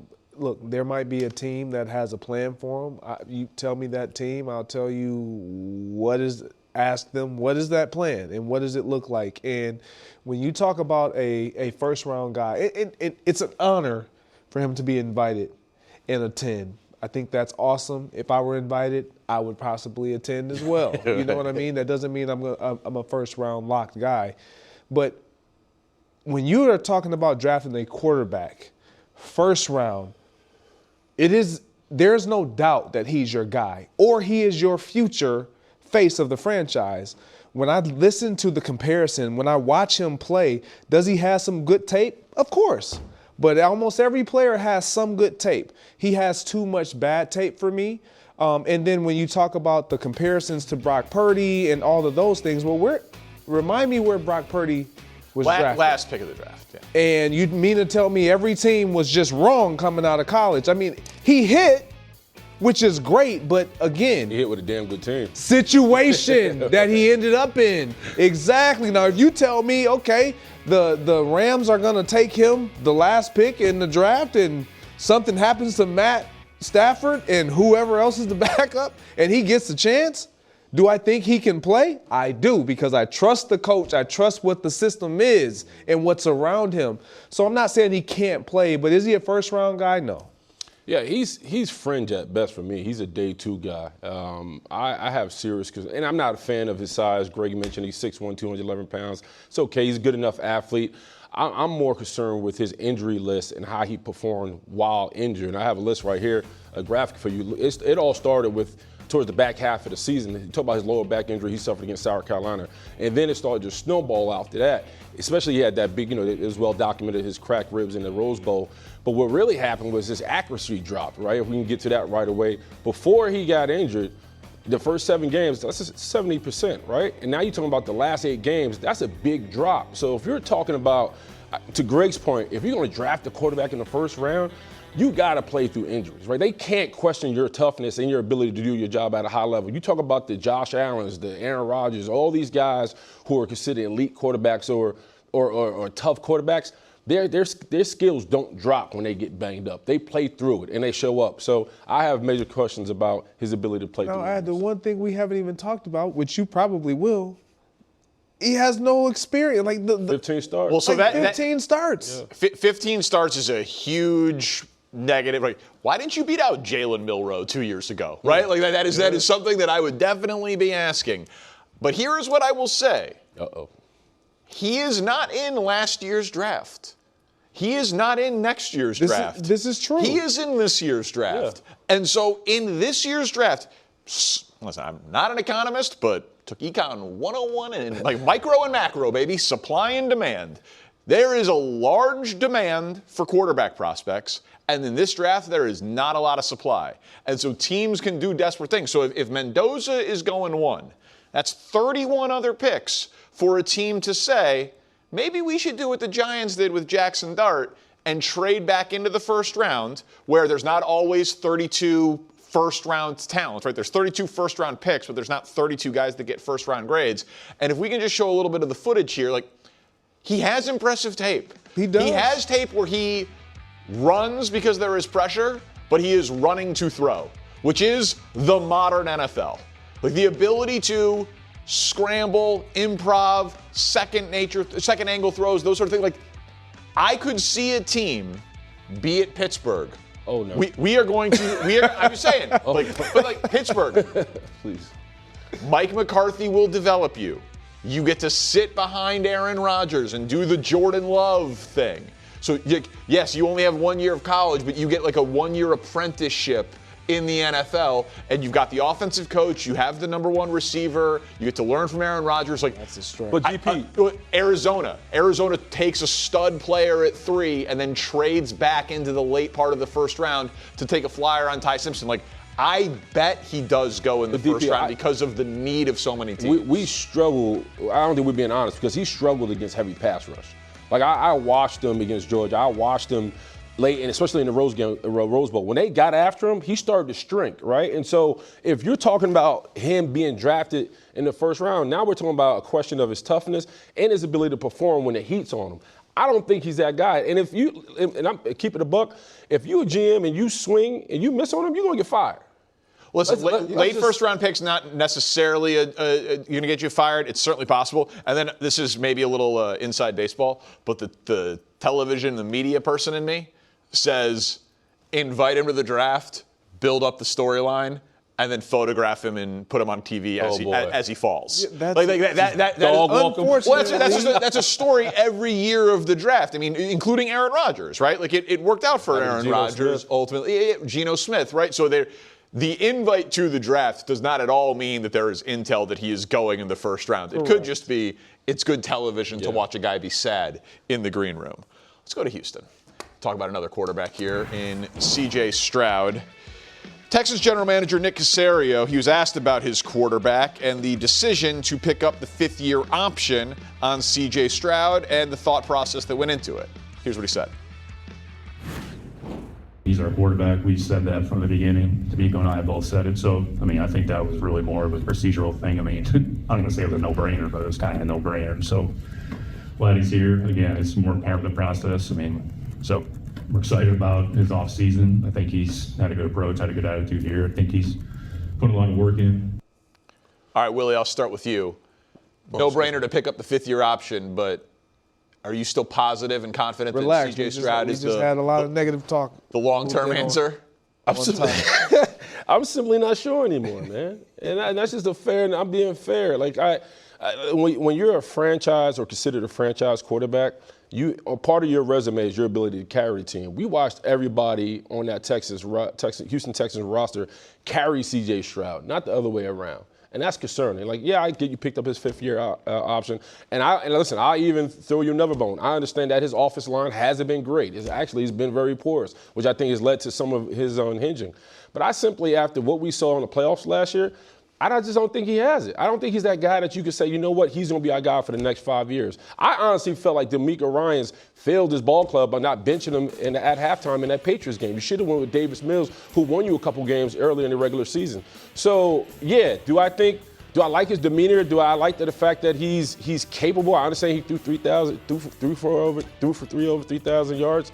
But I don't know. Last year hurt my feelings. As a C.J. Stroud guy who was like advocating for him, it was hard to watch what he went through. I'm gonna be honest. Like I'm biased because I really do like C.J. Stroud, and I've gone to bat for him. I'm hopeful that he is still a franchise quarterback. Do I believe it? There's a small part of me that still truly does believe it, but not large enough to just say it with my chest and say he is absolutely. I believe he again, confidence was shot. He struggled. We saw all of those things. When you have a defense as good as what they have, you have to hit and hit now. It's unfortunate that he hasn't had the follow-up season after his rookie season and debut. I believe a lot of that has to do with injuries, not just on the offensive line, but at receiver, the inconsistencies of having guys out there that played a role as well. And he has played bad. I do believe that there is something still in there that we saw in that first year that can grow. We've definitely seen him be better, and I agree with you, Nick Caserio. Fifth-year option, a no-brainer. The question is, $250 million contract. Yeah, there you go. That part, hasn't happened. That part, hold on, wait a minute. Single digits. We are now 9 days away from the 2026 NFL Draft, and we want to bring you inside the OT War Room, where every day we are talking the biggest storylines ahead of the draft next week. We've got Greg Jennings and Willie Colon. Still 2 Super Bowl rings between the two of us, and 2 Super Bowl catches with touchdowns. All the Gregs, though. So we're talking wide receivers, and we want to talk Carnell Tate, the latest great wide receiver out of The Ohio State University. You look at any mock draft, he is either the first or second wide receiver off the board. Prospect that a lot of people like. Greg, how much do you like him? Do you view him with that coveted can't-miss label? Yeah, he's definitely a can't-miss guy. Look, and one of the reasons why I put him in the can't-miss category is simply because of the school that he went to. When you look at the program and what they produce, what we've seen come out of Ohio State last year, obviously Emeka Egbuka, we know what he's been able to do in this league early in his career. JSN, just Offensive Player of the Year. The list goes on and on and on. Garrett Wilson, Chris Olave, all those guys. Marvin Harrison Jr. But when you watch this guy play, there's a term that's been going around, and I don't really care for it. They've been saying quarterback friendly. But he's really one of those guys that just understands how to play the receiver position, knows how to get open, understands what's needed every single down. And when you have a guy that you can plug and play, JSN was that way in Seattle. He needed to have a coordinator that unlocked him. We saw Emeka Egbuka immediately become that guy in Tampa. And this young man right here, Carnell Tate, is going to be that same type of guy with the level of production. One of the things I would say that I love about him, just like Emeka Egbuka, was they weren't the primary guy. So he understands, you know what, I feel like I'm a number one, Willie, but in case you don't think I'm a number one, I'm cool. I'm going to still give you number one type of production. So his route running is elite. His catching is elite. He's smooth. I like everything about this young man. Lastly, I will say this, in all fairness, if Jordan Tyson didn't have the injury concerns, I would definitely have him ahead. All right, so that's a door that's open there. What about you on Carnell Tate? Yeah, I don't see him as a can't miss. I think a guy like Jeremiyah Love is a can't miss because of his versatility. The reason I have a little apprehension is because he did run a 4.5 at the combine, right? For me, you want to have a little more elite speed than that. I would say you talk about him on the other side of Jeremiah Smith. People want to question that production because Jeremiah Smith, demanded so much attention. But I do agree he's a safe pick. I think he's polished. I think he's a shorthand catcher, great body control, can pretty much run any route in the route tree. I'll give you that.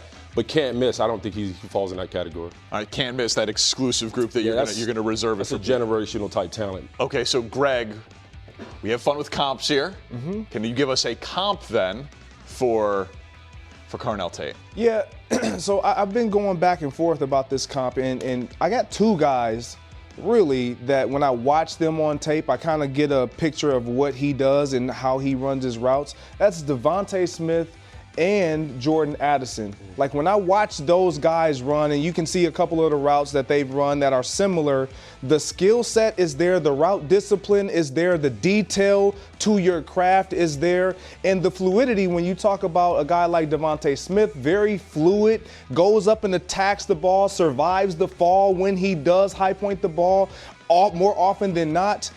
I love making that type of comparison. I don't necessarily see them, they're not the same size guy, but the way they play the game, the ability to understand what's being asked of them, very similar in that regard. So Jordan Addison's obviously worked opposite Justin Jefferson. Devontae Smith has had A.J. Brown. Yeah. You mentioned Jeremiyah Smith. Like, if a team is going to be using a high pick on this guy, though, like, the hope will be that they can be a number one. You view him as a talent that can be a number one wide receiver. I think he has the ability to fill that role. Do I believe that he's just a clear-cut number one guy coming out of the gate? Probably not right away. Do I believe he has the skill set to be that? I do. But sometimes when you come in as a rookie, there's a lot that you need to yet still learn. And pending on the situation, how he's being used, where you're lining him up, of course, he can definitely get it done. Okay, so now that's obviously high praise. You like him, maybe not as much as Greg. Right. But if he is that type of guy, the value of the wide receiver position, he's probably going to have his name called inside that top 10. At least for this purpose of this exercise, we put the teams up there on the board, Willie. It's not going to the Raiders because they're taking Mendoza. Right. So 2 through 10. If you had to pick one and say this quarterback should be demanding that the GM hands in the draft card with Carnell Tate's name on it, who would you say? Yeah, I'm going with the Saints and Tyler Shuck. If you have an opportunity to get this, because for me, he's not a duplicate of Chris Olave. He's more of a complement. And I think his ability to not only run a deep route, but he's a really good intermediate route runner. He's also effective in the red zone. You can throw those back shoulder fades to him. But I also think he's one of those pieces, that kid really one of those chess pieces that can really fill out your master plan. You talk about where the Saints are right now. They have Travis Etienne. You signed Noah Fant.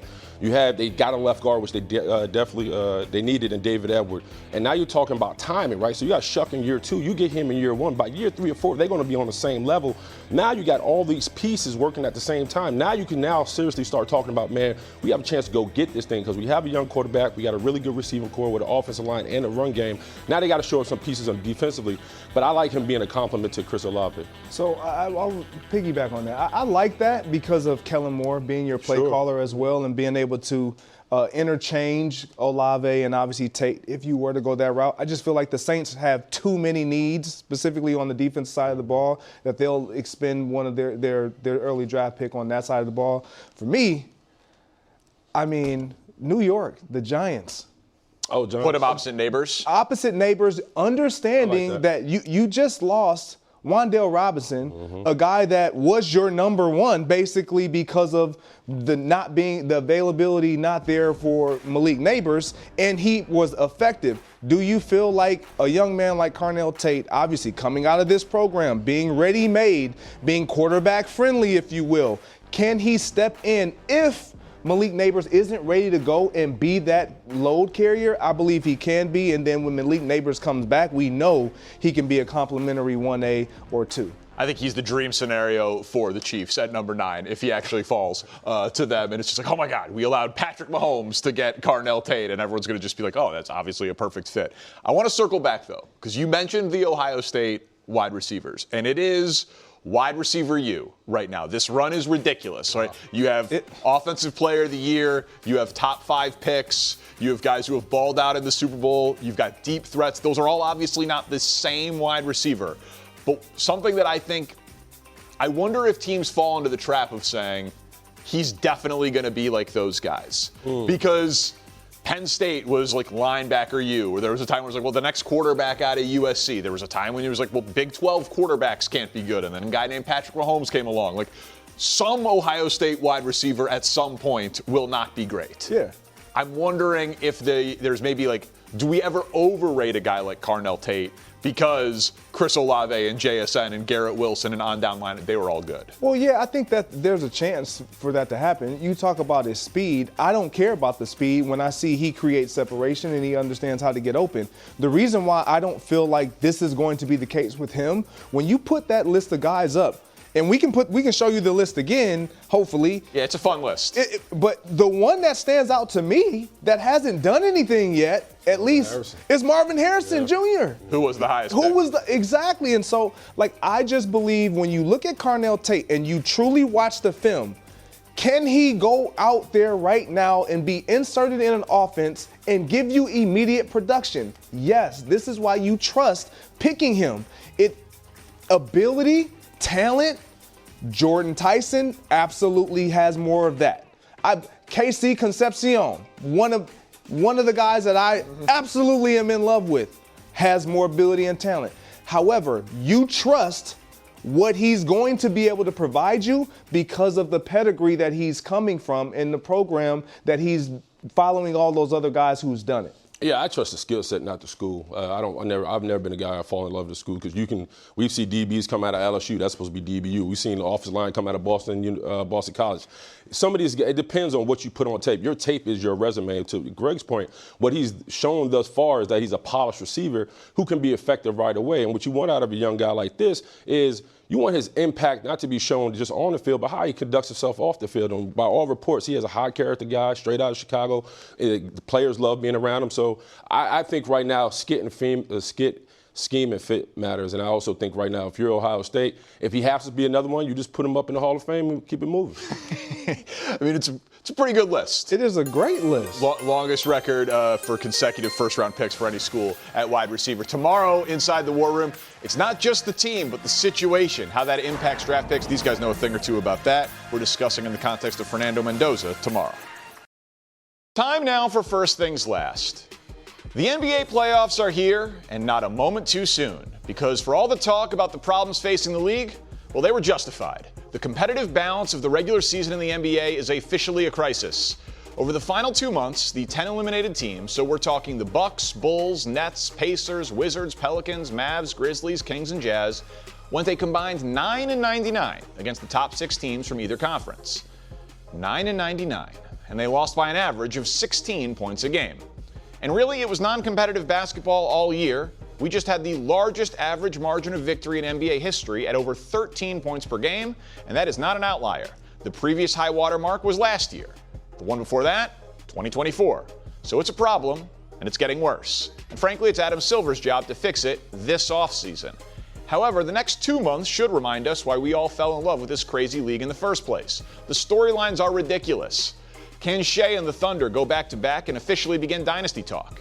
Is Victor Wembanyama ready in his first trip to the playoffs to snatch the baton and proclaim the league as his own? Is this somehow the best version of Nikola Jokic yet with the most complete roster the Nuggets have ever given him? And in the East, can Tatum somehow complete one of the craziest comebacks we've ever seen with yet another title in a year they were supposed to be an afterthought? Or will it be the young Pistons, the talented Cavs, or the mercurial Knicks who emerge from a muddy Eastern Conference? This is the reset, the dessert after eating our vegetables. And if that doesn't convince you that it's worth joining Team No Sleep for the next 10 weeks so we can all watch these West Coast doubleheaders, allow LeBron James to put it another way. Listen, the postseason is about to be, as the young kids will say, lit. I'm glad LeBron put it that way. Thanks, LeBron. Enjoy the playoffs. We're back tomorrow talking about it all on the OT.